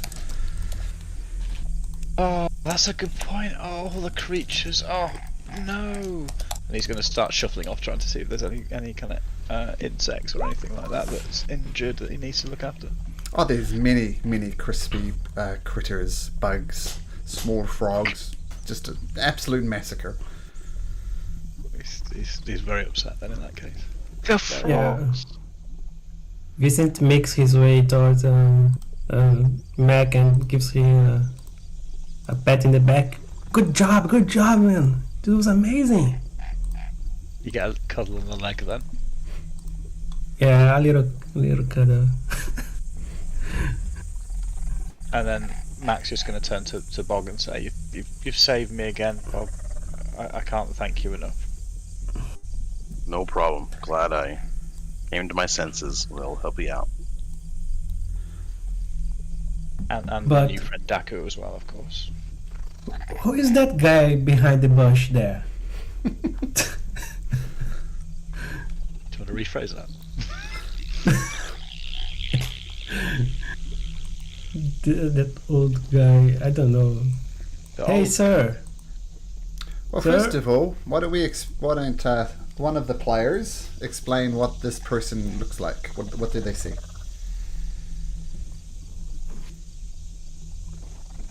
I'm looking at you, Simon. Oh, so, well, you said one of the players. I thought someone else. No. I can explain what I see. Simon. Okay, so you are turning around and you're seeing what's quite clearly a human. He's got grey hair. It's incredibly long, most of the way down his back in a pigtail. He's very, very basically dressed. Just kind of sandals, loose-ish trousers, and a nondescript shirt. Really, doesn't seem to be carrying anything. He's just there. What you will notice is incredibly suntanned. It's like he's spent all of his life under the sun. And he's got a kind of a cheeky smile on his face, but not too much. Average-ish sort of build. And he's probably mid-30s, but again, he looks much older because of all this suntan that's all over him. Yeah, that's kind of what you see. Cool.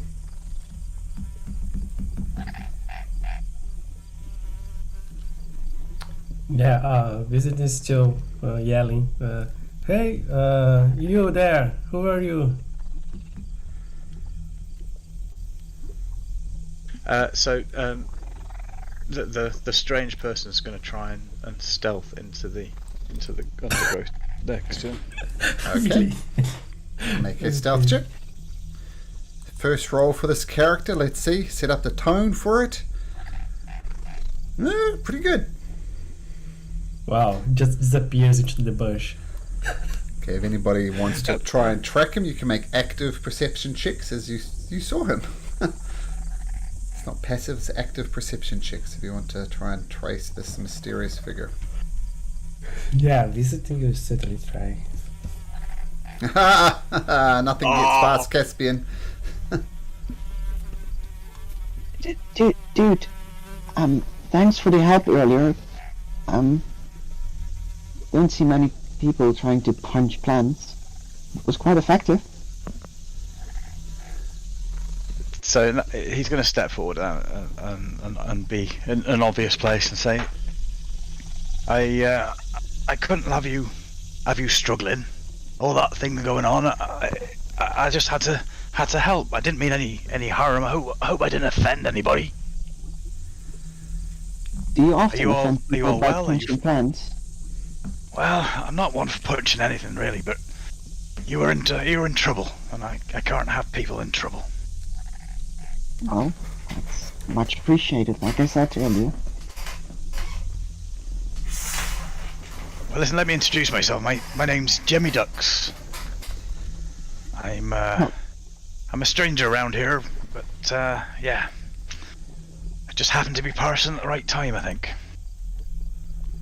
I don't know what happens in this. I don't know what happens in this swamp, but always random people appears here in this swamp. I don't know what's happening. Very, very weird place. Does Fourth person, Jimmy? I believe. Sorry, I was just gonna ask if does Jimmy have any Dwendalian emblem on his attire? No, this whole name is Jimmy Ducks. Jimmy Ducks. Jemmy. Jamie.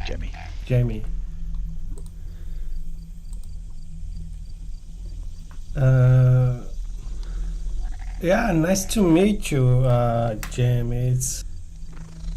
It's just fun, like, to see another people here. Like, are you lost in the swamps? Lost? No. I'm just wandering along, and I heard the noise of what was going on. I thought I'd best come and have a look. Just as well I did, eh? Yeah, thanks for the help, by the way. No, not at all, mate. What are you all doing here? You're a big group of people. I say people. Yeah, we are making our way to Worthing. And then we got attacked by this crazy vine here. Strange that, wasn't it? I've seen lots of nature. I've never seen anything like that before. Yeah, it just started attacking from like nowhere. It was really strange. Do you think it was defending itself? Is there something around here we should look for? I was more Maybe afraid. hunting. Yeah, I was more afraid actually if there was someone else like controlling the vines, but can't see like anyone else here. So maybe I was kind of thinking maybe you, Jamie, was kind of pulling the vines, if you know what I mean. But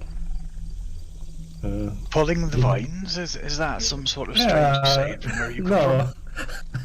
No, I want to say pull the strings, but it doesn't make much sense. Only for Edward, because Edward's actually pulling this. But by the way, No, I tell you, my friend, that's nothing to do with me. I've not touched nothing. Nothing at all. Yeah, you don't look the type to be casting spells or like. I mean, I don't want to make assumptions, but you look more to be more martial guy. So I'm but a wanderer.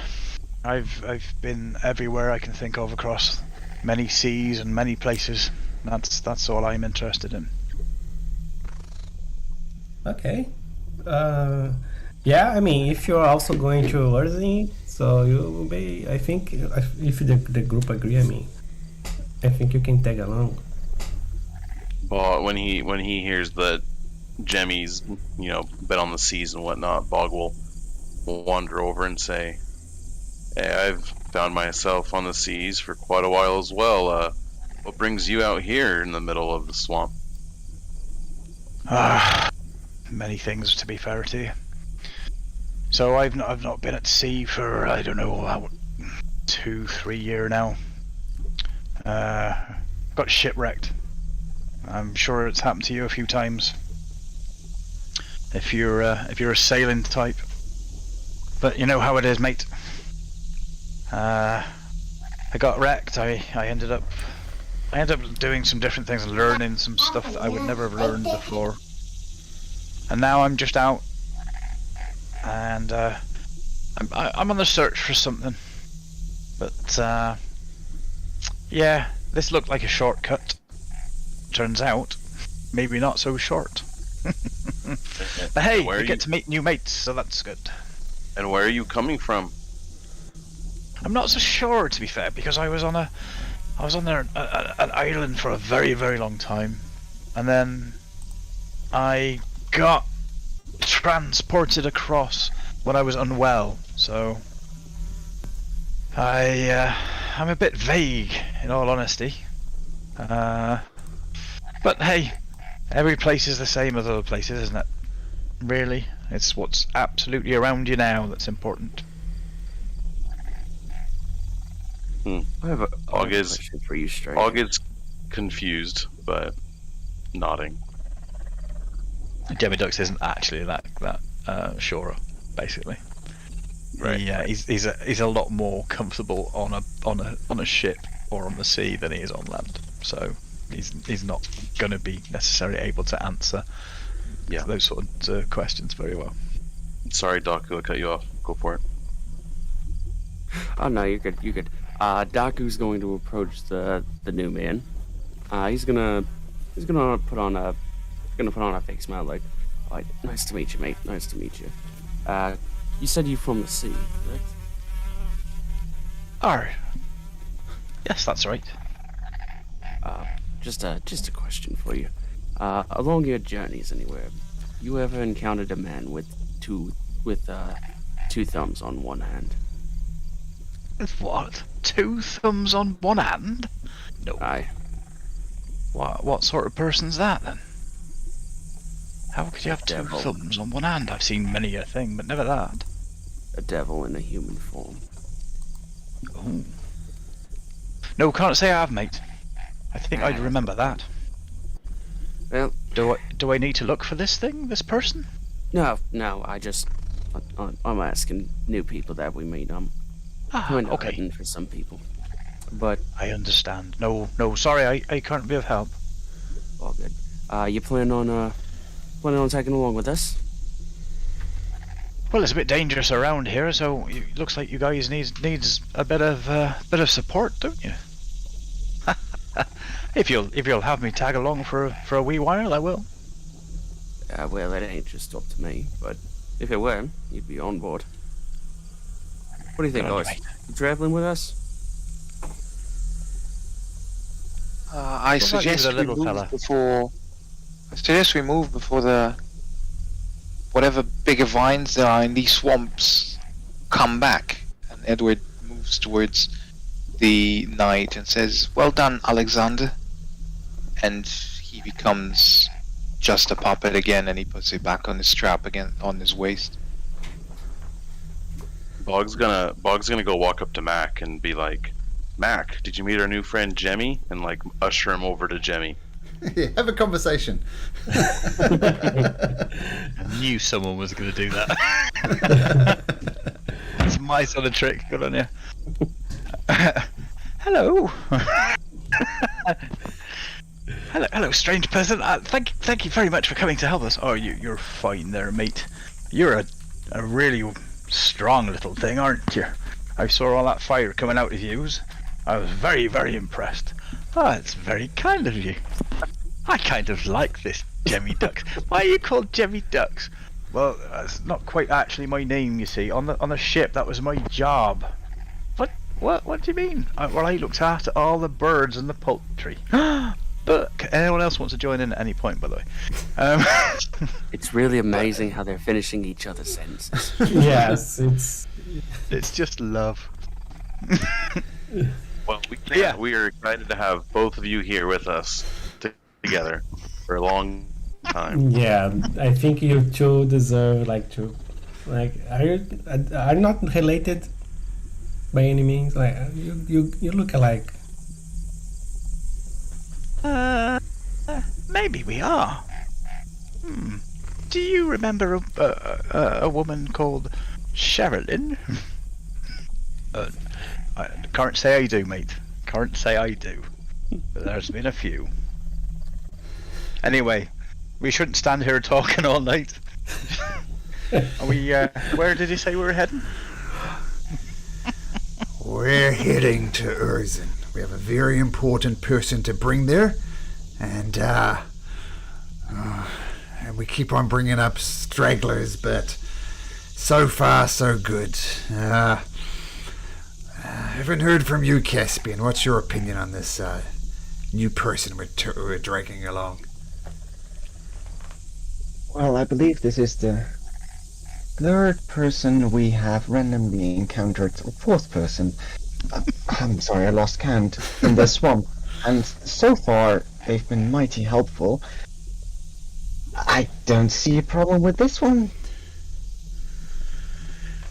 Well, I guess he did help us with the vines, but I don't think we needed help after that display you put on, Mac.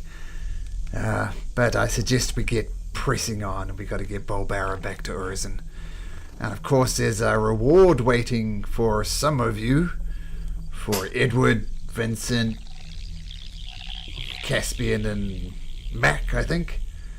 Anyway, About that reward, and Edward kind of moves between Bolbara and Margaret. You know what, Bolbara? You know what will look really bad for the chief advisor? What? Is for the word to go out that the most trusted advisor lost control and he got possessed by a patron. I think there would be benefit for all of us, and he looks at Bolbara and Margaret, if the story that we tell Lord Befal II is that we just handled the situation and we rescued Bolbara. Perhaps even put in an extra dime in our reward, saying that we were extra professional, even saved an archaeologist with a lot of information. And then you look good because you didn't lose your shit, and we look good because we did a good job. When he said when Yep, sorry, go. I was gonna say as he keeps talking, could Bog go over and like touch who was talking? Was that Edward? Edward, yeah. Edward.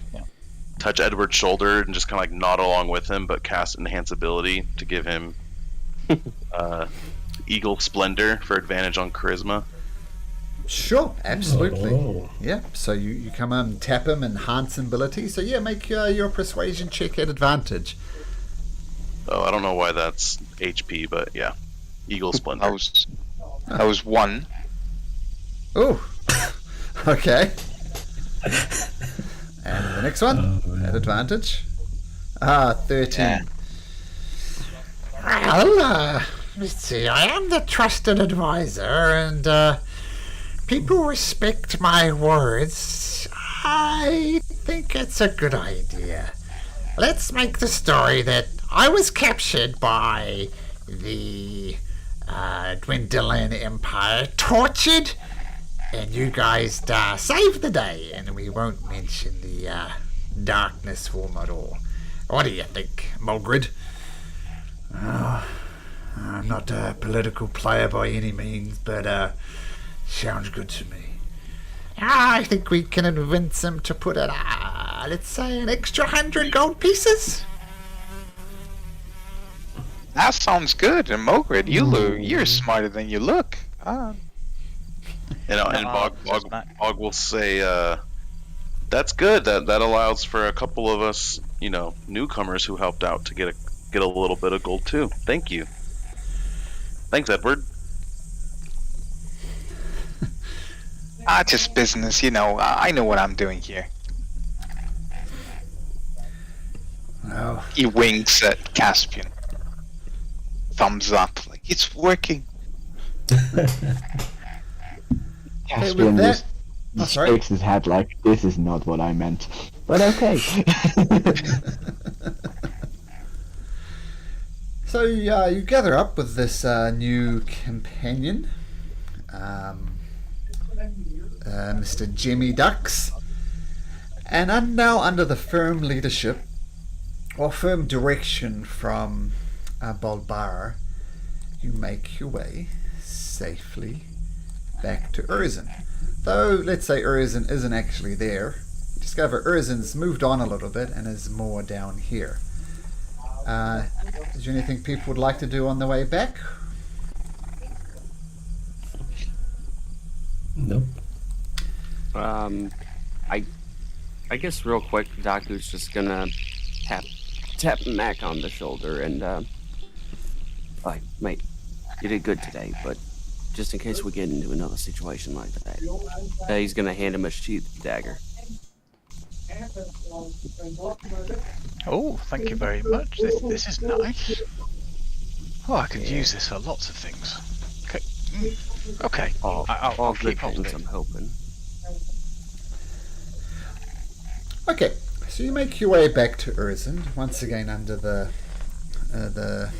person who's familiar with the Swamp Bulbari. You make it back very easily. And right as you arrive in Urzin, someone approaches you, because you guys still stand out a little bit. I mean, there's a human if nothing else here, which is unusual. But this dark drow elf, dressed in simple leathers, is standing around, and she sees who did she see? She sees Edward, Caspian, Vincent, and Mac. I'm getting confused who came at which point, but she recognizes this eclectic group of people, and she comes up and she says very drolly, "Oh, hello. Is one of you people Vincent Jaeger?" Yeah, that's me. "I have a message here for you. Somebody sent you something. It's fallen on me to give it to you." Oh, okay. Yeah. So Vincent. And she stands and she just stares at you. Okay. I give her one silver piece. She takes the silver piece. "Thank you ever so much, Vincent. I shall go buy myself half a beer with this." And she leaves. Okay. And inside you see there's... What do you see? She's given you this message. What happens next, Vincent? Vincent is going to you see also that Vincent also starts walking slowly and let the party goes a little bit ahead, and he opens it, and if you guys look, you can see there is it seems to be a map, and then in another paper he kind of hits it, and as far as you notice, he reads really fast, so it seems to be a small message, and you see his face goes a little bit surprised, and he just blocks it, the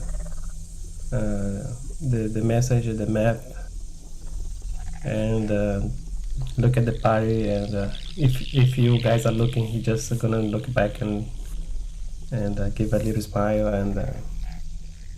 and just continue walking. So, Okay. what's that? What's that, Vincent?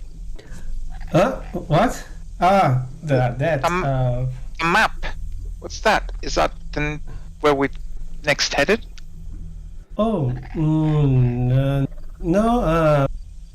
Maybe me, but no. This is just a message from a friend. Yeah, he. I think he needs some help. So yeah, but you don't need to worry about it. It's. I know I don't need to, but you know, we can help. Perhaps I don't know what kind of help your brother needs, but your friend needs. No, I mean, We don't need to worry about that now. I think let's just get our reward and yeah, maybe we talk about it later. I think we're fine now. Okay. Yeah. Okay, so you're led into the tent where this initial bargain was made, and you're seeing Lord Buffle II there, the ogre who gave you this mission, and he says, Well, I'll be damned. Barbara! It's fantastic to see you. and Barbara says, I'm back, baby! Well, I gotta say, I had serious doubts about you guys actually completing this mission. But Thursday, you returned here. I'm sure I'll hear all about it, Barbara. And as promised, here is 200 gold pieces. I suggest you get drunk and enjoy yourself. and Barbara chimed in, Actually, they went beyond and above the call of duty. I was captured by the Dwendalian Empire, tortured, and they acted extremely heroically. I think you should add an extra 100 gold pieces onto that for them. and Barbara says, Well, if you think so, Barbara, then I can't have anything to disagree with. and places out another 100 gold pieces. And he says, well, as I said, once again, you should go out and get drunk. You deserve it. And drunk will be. Thank you. It's a pleasure to do business with you. If you ever have any other job, Edward here, good, trustworthy bounty hunter. All right, I'll keep that in mind. But yeah, you've done an excellent job. Thank you. I kind of share the gold evenly amongst the people that helped.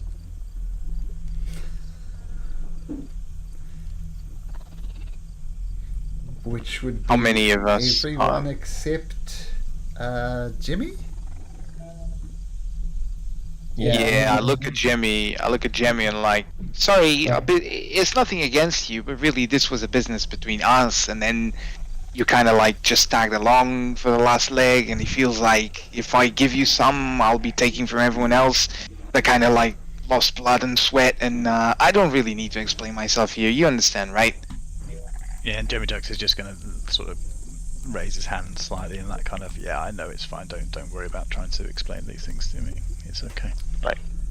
So it's 300 divided by 1, 2, 3, 4, 5, 7, because Margaret helped, right? Margaret doesn't accept it. She's not interested in the reward. So you can split it 6 ways if you like, 50 gold pieces each. Right, so you each can add 50 gold, and Edward just separates into little leather pouches and gives you. Nice.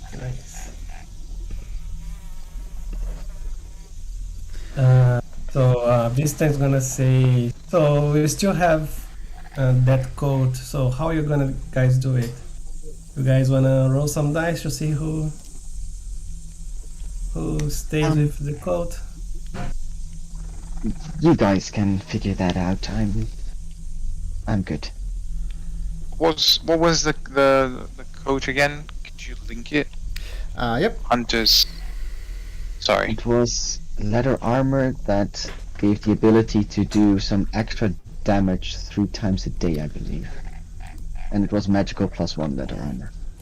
Hunter's code, something like that. Yeah, I'll put it Yeah. in the You- storage. There you go. Can you wear it on top of your armor? So Nope. it's in addition to your, let's say your chainmail. Nope. Oh, it AC replaces 14, your armor. I would really like that.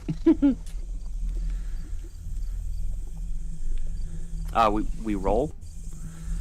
Yeah, anybody who wants it, roll a, let's say a percentage die. So if you want it, roll percentage. And actually, this is rollies. It's a D20. Roll a d20 if you want it. Just trying to figure out what my AC would be. Trying to figure out what my AC would be with it. Is it 10? 10 plus Dex plus 1? Oh, 2. Goodbye. So I didn't want to roll for this, but now I really do. Go ahead. It's 12 plus dex for this armor. Plus 1. Oh, okay, that's with a plus 1. Yeah, so 11 for the leather plus 1, and then plus dex. Yeah, well, I'll roll. Just because someone rolled a nat 20. I can have it. Rats. Another hang on, 6. Two characters. Two characters.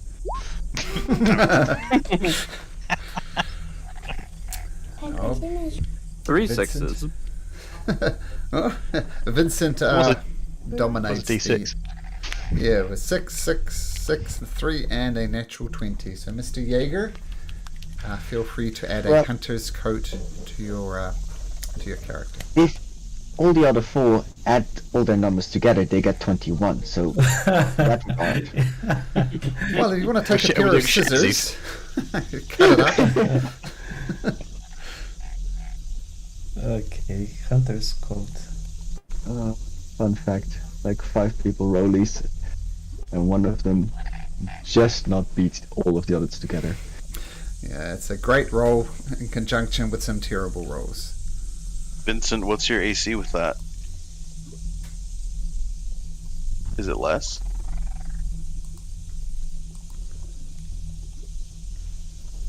Mr. Muted Vincent. He's got his shoes and socks off trying to count. Hang on. Oh, sorry. I was stuck with my kid here. It's one more actually. Oh, nice.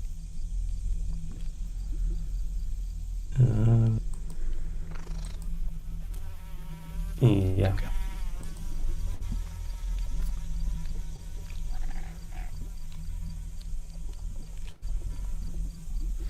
Okay. So as you're counting up your gold and Vincent is putting on his flash new armor, a little halfling comes almost dancing through Urzin, and she's handing out flyers to everybody that she can see. And she comes around and she shoves one of these things in all of your hands. She says, "The Festival of Merit is happening in Jigow in but a 10-day. Come compete in competitions. Come and win prizes. It's going to be a delightful day. Starts in 10 days, so make your way to Jigow for the Festival of Merit." And then she bounces off down and away from you, handing out more flyers. And you see, this is happening in Jigow in about 10 days, which is about a week in the vernacular of this particular region. And you know that if you started probably tomorrow, you could get to Jigow well in time to attend the Festival of Merit. And they talk about things like competitions, about a final champion contest, and lots of fun games, like very much like a festival. The Festival of Merit. Edward is well excited about this. A chance to prove his skills. I mean, more people from around Exandria are going to be there.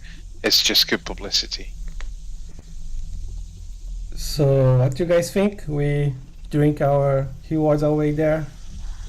I think it's a nice place to celebrate our mission. What do you guys think?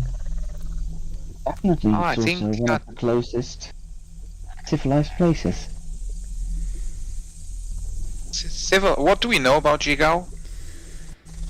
For those people who think it's appropriate for their character, make me a history check.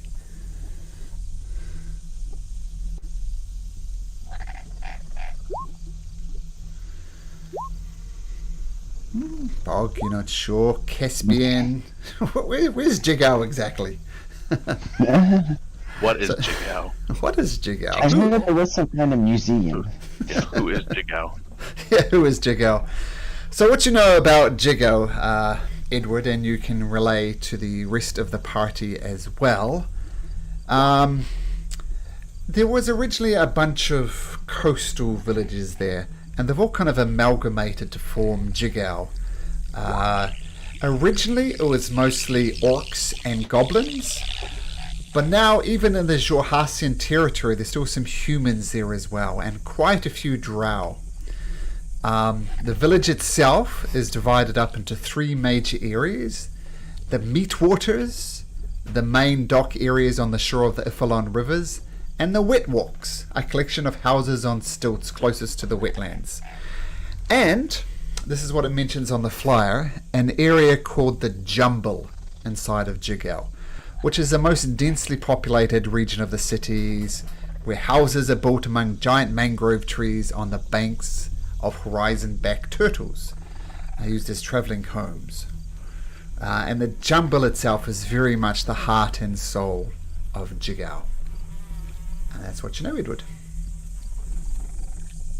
Edward can't actually read, but he grabs one of these flyers and he pretends that he's like telling you stories. All he knows about it is from what he heard back in his past.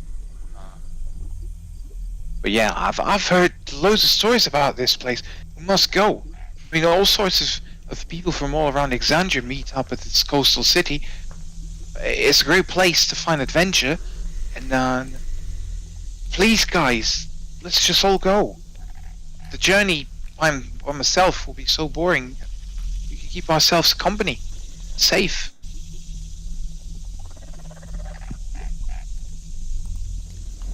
And there'll be a champion. I have to say that I do enjoy your company, so let's go. I mean, Go ahead. yeah, I mean, I have some business to attend to, but but I think like how can I say, it's on my way to Jigow, so and also Shoot! Yeah, I forgot your message. Do you want us with you? yeah, but don't worry about that. But yeah, I agree. I think, like I said before, I think it's a nice way to celebrate our mission. It went really well, and I think we deserve a little bit of fun after this tense. Fun? I'm gonna beat you all. This is a competition. Yeah, let's This is not see for about fun. that. Much like what Vincent said, I will have my own business to attend to. But actually, Vincent, I was wondering if you need any company to go with you. I know I would need someone to come with me, and I feel like you might be the best fit for that. So, like, if I could go with you, like, so fast fair.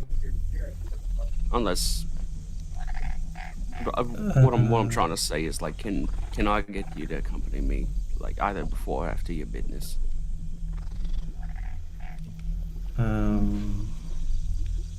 mean, sure. I mean, I'm not, to be completely honest, this message was not like that clear. I just need to meet someone at the Ifalon River. But yeah, I mean, I'm not sure like what is gonna happen there. But I mean, like I said, it's a friend, so I don't expect to. Yeah, mate. I wasn't like, if that's your business, I won't interfere with that. I was just hoping to have you accompany me. I just need an extra body. I see. Sure, we can all figure this out, eh? However, let's not make this purely a business trip. There's a festival. There's challenges. Should be fun. Well, it will be, and I'll join up with you lot after. I just have some stuff to do. But this thing that you need to go to do is that you have like a date. Is this tomorrow, or didn't you do this? It can be whenever I want. I just okay. I'm trying to talk to someone, you see. Okay. Yeah, because like what I need to do, I need to meet this person there like tonight. So yeah, I mean, I can go there tonight, and then I come back, and then we can go. I can go with you wherever you want to go after that. I appreciate it. We could probably talk about this while we're on the way. Yeah. Unless anybody else had any other business in this city. Well, do we just want to head out for Jigow in the morning then? Sounds cool. I'll just see if there's any job we can pick up on the way there. Make some extra money. What's the name of the king we spoke with? Buffle. Buffalo, and then I'm sure we didn't did we establish have we left very far from him? I mean, I'm sure we just walked outside of his quarters or something, right? Sure. Yep.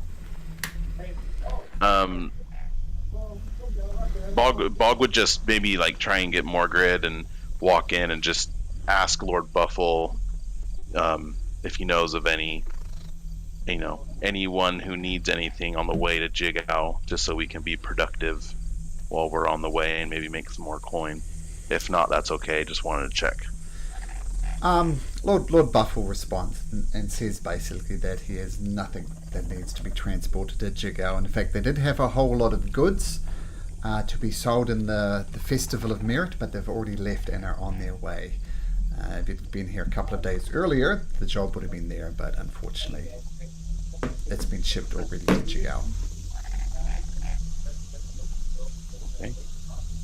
So I'll go back out and tell the party that, and then maybe just suggest we go find an inn for the evening, and then plan out to leave in the morning, so we can maybe not miss the festival. Malcolm, can you check your messages for a sec? Sounds good. Sure. Okay, yeah, no problem. So Thank you. whilst all this conversation is going on, I think Mac's been chatting to Bull Barrow and looking incredibly excited. And they're obviously talking about something, and they're doing kind of different hand gestures, and they're obviously talking about the size of something, where Mac's going, oh, is it this big? And Bob Barrow's going, no, it's this big, and it's something very, very sort of animated is going on. So Mac's going to come back to the rest of the group, and very excitedly, even for Mac, is going to be saying, I can't believe it. I've just been told about the most amazing animal. I have to see it. I have to see it. I have to see it. It's basically somewhere towards the south, I'm told, near White Dawn Lagoon. Yes, I have to go. It's the very famous one-eyed darkless newt. One-eyed darkless newt. It's just the most amazing thing. There's only 4 left in the world, and I have to go. I have to go. So I think now's the time that I have to wander on my own again. I thank every one of you, but unless you want to come and see my newt and help me find it, I think this might be the point where our paths. I mean, we can go. We can go. We can go to Jigow, and then we can go see this. I think also Jimmy is gonna to also like to travel with you, and we can go together after Jigow. I don't think to go. No, I have to go now. It's the right season now to see them. I'm not very good in cities. I think you may have noticed. I don't do very well around a lot of people. This is not going to be the same without you, Big Mac. Jemmy, can you maybe go with Mac and assist him as well? Charming. What are you saying? No, I'm not so sure, mate. I need to get us up to the city, me. I quite like the idea of this contest. Mac, the wee fella wants Mac, to need wander. Your money? What did you say? If Mac doesn't need his money, maybe he can give you some, Jimmy. I don't know. I just money. Well, money's not important. Have it. You take it. I'm quite happy for that. and his staff of power, and here, have my underpants of And the hiding pipes. and everything. Are you going to use the pipes? The pipes? What? The Yeah. pipes of peace? I mean, we shouldn't leave Mac totally defenseless. I feel a little bad about this, Mac. I was just kidding. Don't feel compelled to give Jemmy everything. I mean, he was just hiding in the bushes while we were attacked by vines, by the way. So don't maybe give him everything. Yes, that's true. He's not much help. And okay, so Matt's going to look at Darko and go, "Is this that thing you were saying that I have to fight back?" Daku had to go pick up his sister, so he's temporarily left us. So he's not actually. Okay, so he says no then. He doesn't remember. Listen, everybody, I must go, and I must go straight away. It's been a pleasure. And I class you all, or at least most of you, as friends now, and others as colleagues. I will hopefully see you again soon, and I hope, Edward especially, I hope you do well at the contest. Edward is gonna walk towards Mac. He's just slightly taller than you, actually. I don't know if I mentioned this. Really small. He's gonna look you in the eyes and say, "Look, Mac, the world is big. You gotta see it. Just like I have to do what I have to do. Just make sure that if you're in a pickle, you ask for help. And there's no better help than Dinky Edward. You just call for us, and we'll be there in a jiff." Thank I'll you, mi- Edward. I will blow on these pipes straight away if I need you. I'll miss you.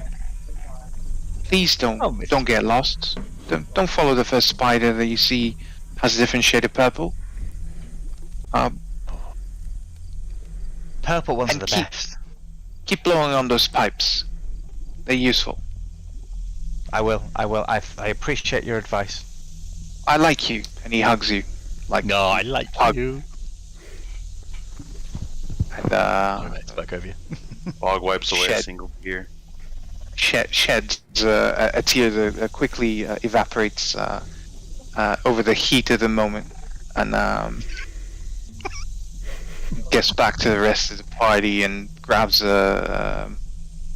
his glass of orange juice, and he cheers everyone.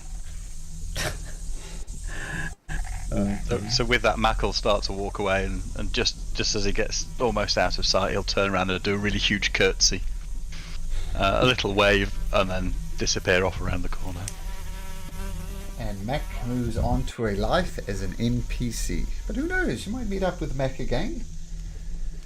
But if it's not obvious, Simon obviously is retiring Mac and bringing in Jimmy Ducks. Jimmy Ducks. Jimmy Ducks, yep. Jim. Okay, so you feel free to so you celebrate your success.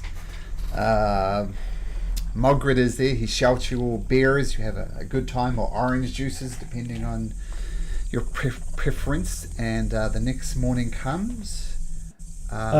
Just before that, Malcolm. Sorry. Yep.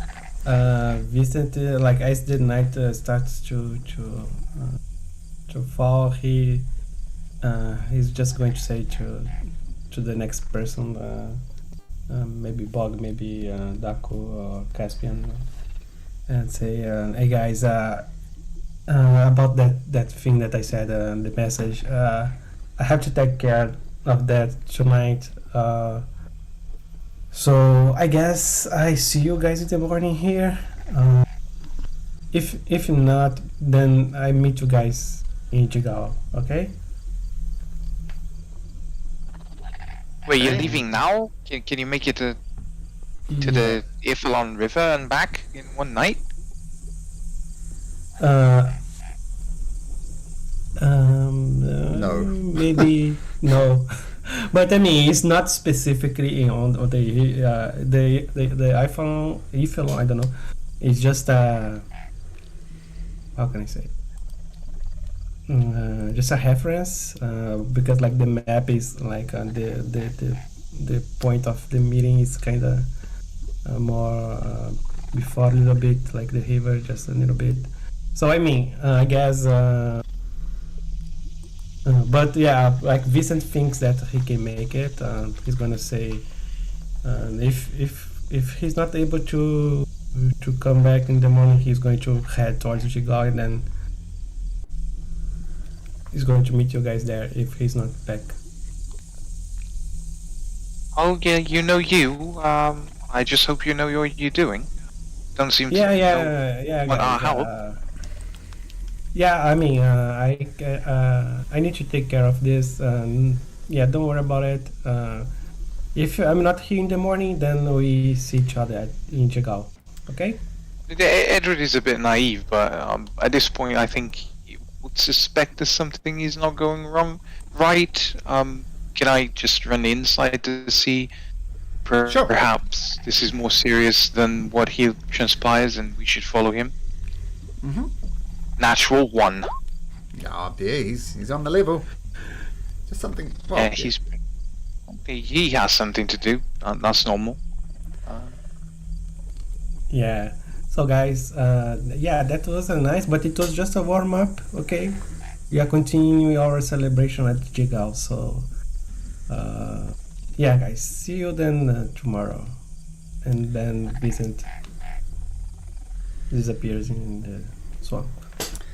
Okay, so Vincent departs. You enjoy your liquids, whatever form they take, and you get a good night's sleep in. And you wake up in the morning, make your preparations to leave to Jigow, and Vincent did not return.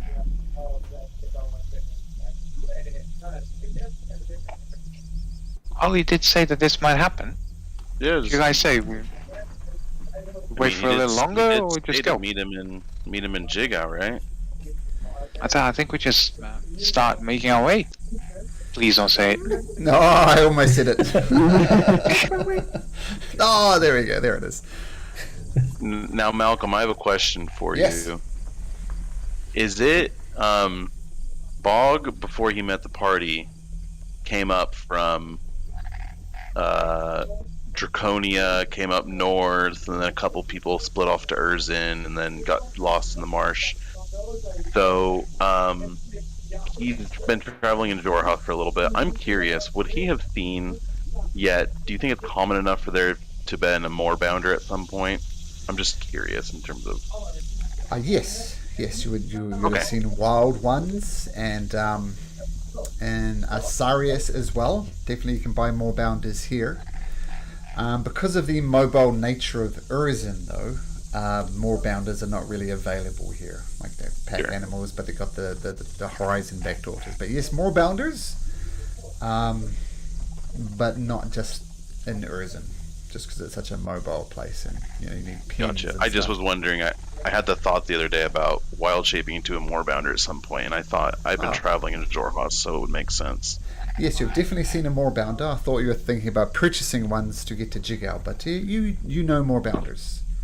Assuming they're Okay. within the challenge ratings. Do you know the challenge rating of a moorbounder? Yeah, it's a 1. That's So a 1. for Circle of the Moon. Well, and I guess to that point we'd maybe Mordred or maybe Lord Buffalo. I don't know, but is there a caravan on the way to Jigow, or would we just be traveling by ourselves, or would one of them have set us up with something? I don't know. More traveling by yourselves. Gotcha. Okay. Okay, so we don't need to play out the road to Jigow in any great detail. It's going to take you a while to get here. I mean, if you look at the distances here, like there's no road from Urzin because it's so mobile, but traveling this sort of way, 20 miles a day, it's going to take you, I'd say the night before the festival is due to start is when you arrive in Jigow.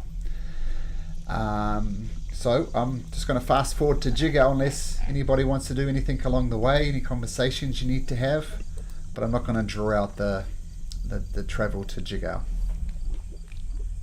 No, that's all good. Okay, great. So you arrive at Jigow kind of late in the night. Already you can start hear the sounds of the festival kicking in. And it's quite a... It's this pleasant change to the murkiness of the swamp. People are playing music, the kids are getting excited, the odd firework is firing off into the sky, and people start playing music like on one of those little wind-up boxes. And everything is just nice in Jigow. As I close Explorer's Guide to the Wildmount and open up the Netherdeep one. Yes. And we'll get in. Bog get feel, it. Bog Round of just applause, feels- boys. Yes. Bog feels like something has changed. He doesn't know what, but something exciting is happening now. Yeah, the whole. There was a wind as the book opened. Yeah, and everything gets out of focus for just a second, and then snaps back into the focus. And you enter right into the jumble, as Edward explained to you, which is a large district of tangled roads and single-story buildings in the town of Jigow. Throngs of people, most of them orcs and goblins, move through the streets, laughing, singing, running, and sightseeing. All are enthralled by the upcoming town's Festival of Merit. You hear snippets of conversations as people pass by. A goblin mother telling her children not to go near the baby horizon-back tortoises. There's a drow guard in shining insecticidal armor complaining to his partner that his gauntlet was crushed by a hulking orc while arm wrestling. And a pair of young orcs in swimwear holler as they rush towards the banks of the Ifalon River. All around you, colourful signs and banners point towards the upcoming festival booths. People are cheering, getting excited already. You hear rumours about a meat pie eating contests. There's a banner being set up that says riddles and rhymes, unbeatable riddles. And there's lots of bits and pieces. But for now, things are just being set up. You make your way to a tavern called the Rusty Nail. Seems as good a place as any. And you're entering there ready to settle down for the upcoming festival. And you notice in the corner your old friend Vincent Jaeger. Vincent Jaeger, what did they see? Yeah, as you guys look, like you never saw like a Vincent that way. Like he is pale. His face, he looks like he hasn't slept for a few days. He looks like he was chewed by a horizon back turtle. He's like really bad. He's really bad. He's in the corner. Like you can see, like every time he raises the glasses to take a sip, he's kind of trembling a little bit. He's like with his cloak on, like hiding his head, and he's there in the corner. And How long has it been since we left? He seems like he doesn't saw you guys. The road to Jigow took you about 10 days. So you've been on the road for 10 days. Gotcha. But he does. It looks like, so we walk in. It doesn't. Vincent, you'd mentioned it sounded like Yeah, he seems that he doesn't notice you guys yet. He's still in the corner.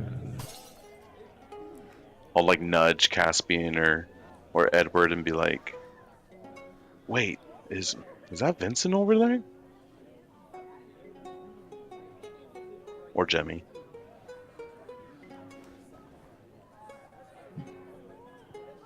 That certainly is him, or kinda like part of him. We should go meet him. Hey, and I kind of like shout, "Hey there, pal! We missed you at Urzin. What happened?" You see like like so you look like his face, like his eyes seems like a bit. How can I say? It's not lifeless, but it's really tired. That he looks. He gives a little smile. Hey, Edward. Oh, nice to see you guys. You guys make it. Oh, sorry. Sorry for not meet you guys back there. And you see like that he pulls like his other hand to turn to you, and you see like how can I say prosthetic? A prosthetic hand. You see like a metal arm and a hand, and he just adjusts his seat and looks at you and I'm happy to see you guys here. Sorry, but yeah, I couldn't make it back to Urzin, so just came to Jigow. Was this hand always prosthetic? Sorry? Was your hand always prosthetic? You said it No. was. No. Okay, it seems like not all of you made it this way. What happened there, fella? What's the story behind that? What the fuck is up with that? This keeps escalating. You mean that? And he shakes his hand back and forth. Oh man. Let's say that it was not as friendly encounter as I would expect. It was an ambush, and I barely make it alive. But yeah, a friend of mine helped me, and I barely survived. But I'm fine now. I'm fine. I made it. I'm still tired from everything that happened, but I think a few days partying with you guys, I think I'll be back to the same old reason. He helped you, you said? It looks like you're the one that was giving him a hand. Good one. And then but I can't laugh. My body still kind of hurts. Yeah, like I said, I almost died. Yeah, it seems that my brother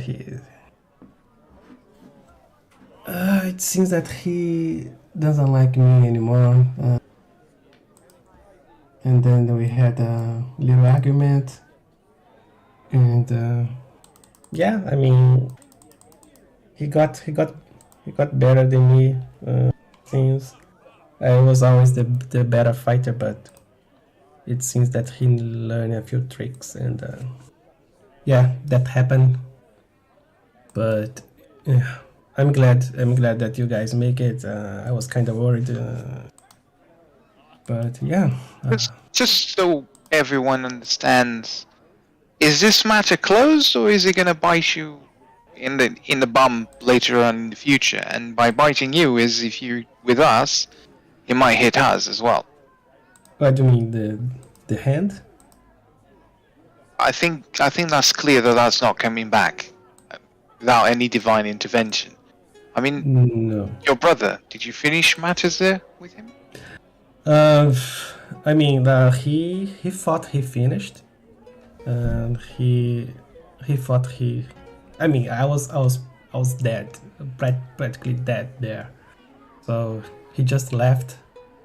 But maybe, like you said, maybe a divine intervention helped me. Like my old mentor, he was there on that by the river, and he found me, and he brought me back in Jigow, and he put me back together.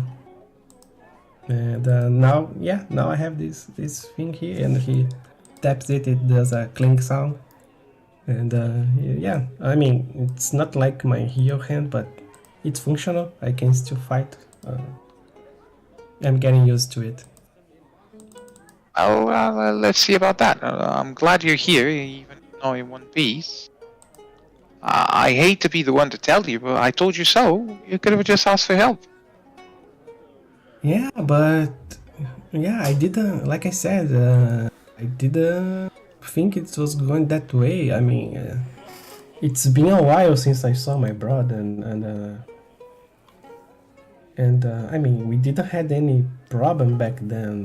But I don't know. He seems to be resentful. I'm not sure why, and we just started arguing about why I was like I was not back home, why I left him and my mother, and I didn't come back, and I was trying to explain a lot of things that happened to me, and but he didn't want to hear it. He just started attacking me, and he had some friends around, and they surrounded me, and when I saw I was already in the ground, and without an arm, and yeah. You know what's the best way to heal wounds? A good competition, and it's a party here, right? It's a festival. Yeah. What do we That's- see that's- around us? Well, this is what you see outside. This is what's going on. Oh damn, this is cool. And there's one other. Oh wow. The Wait, the black- guards, are they guards? The guards are Drow? From Yeah. Yep. the Korean Empire? Okay. You're very much in the Kryn Empire. And I'll show you this as well. This is the lovely lady who runs the meat pie eating competition. Oh, I want me some of that. And I think that's all the Alright. art I have to share with you at the moment. Damn. Yeah, so, and as you see, this is the Jigow you should be able to see on your map now. Wait, is it called Unbroken Tusk Tavern? Like a reference to Fjord? He was Broken Tusk, wasn't he? Oh, His name yeah. Captain Tusk. Captain Tusk. Captain Tusk. And he had a broken tusk. Ah, maybe there's an Easter egg there. Unbroken Tusk. Ah, maybe you spotted an Easter egg. Huh. Okay. Now, I think I can't. Don't tell Joe, but I had a bit for Daku here that I was going to do to finish off the session, but he's not here at the moment. And I think, as opposed to launching into the whole of festivities, if it's okay with everybody, we just end a little bit early today, and we pick up right in the festival at the start of next session. It's Does that good sound for good? me. It's 5:30 in sure. the morning, so Sounds good. Okay, thank you, gentlemen, and we'll officially launch into Jigow and the call of the Netherdeep next week. Okay, gentlemen, thank you very much. Nice. And I look forward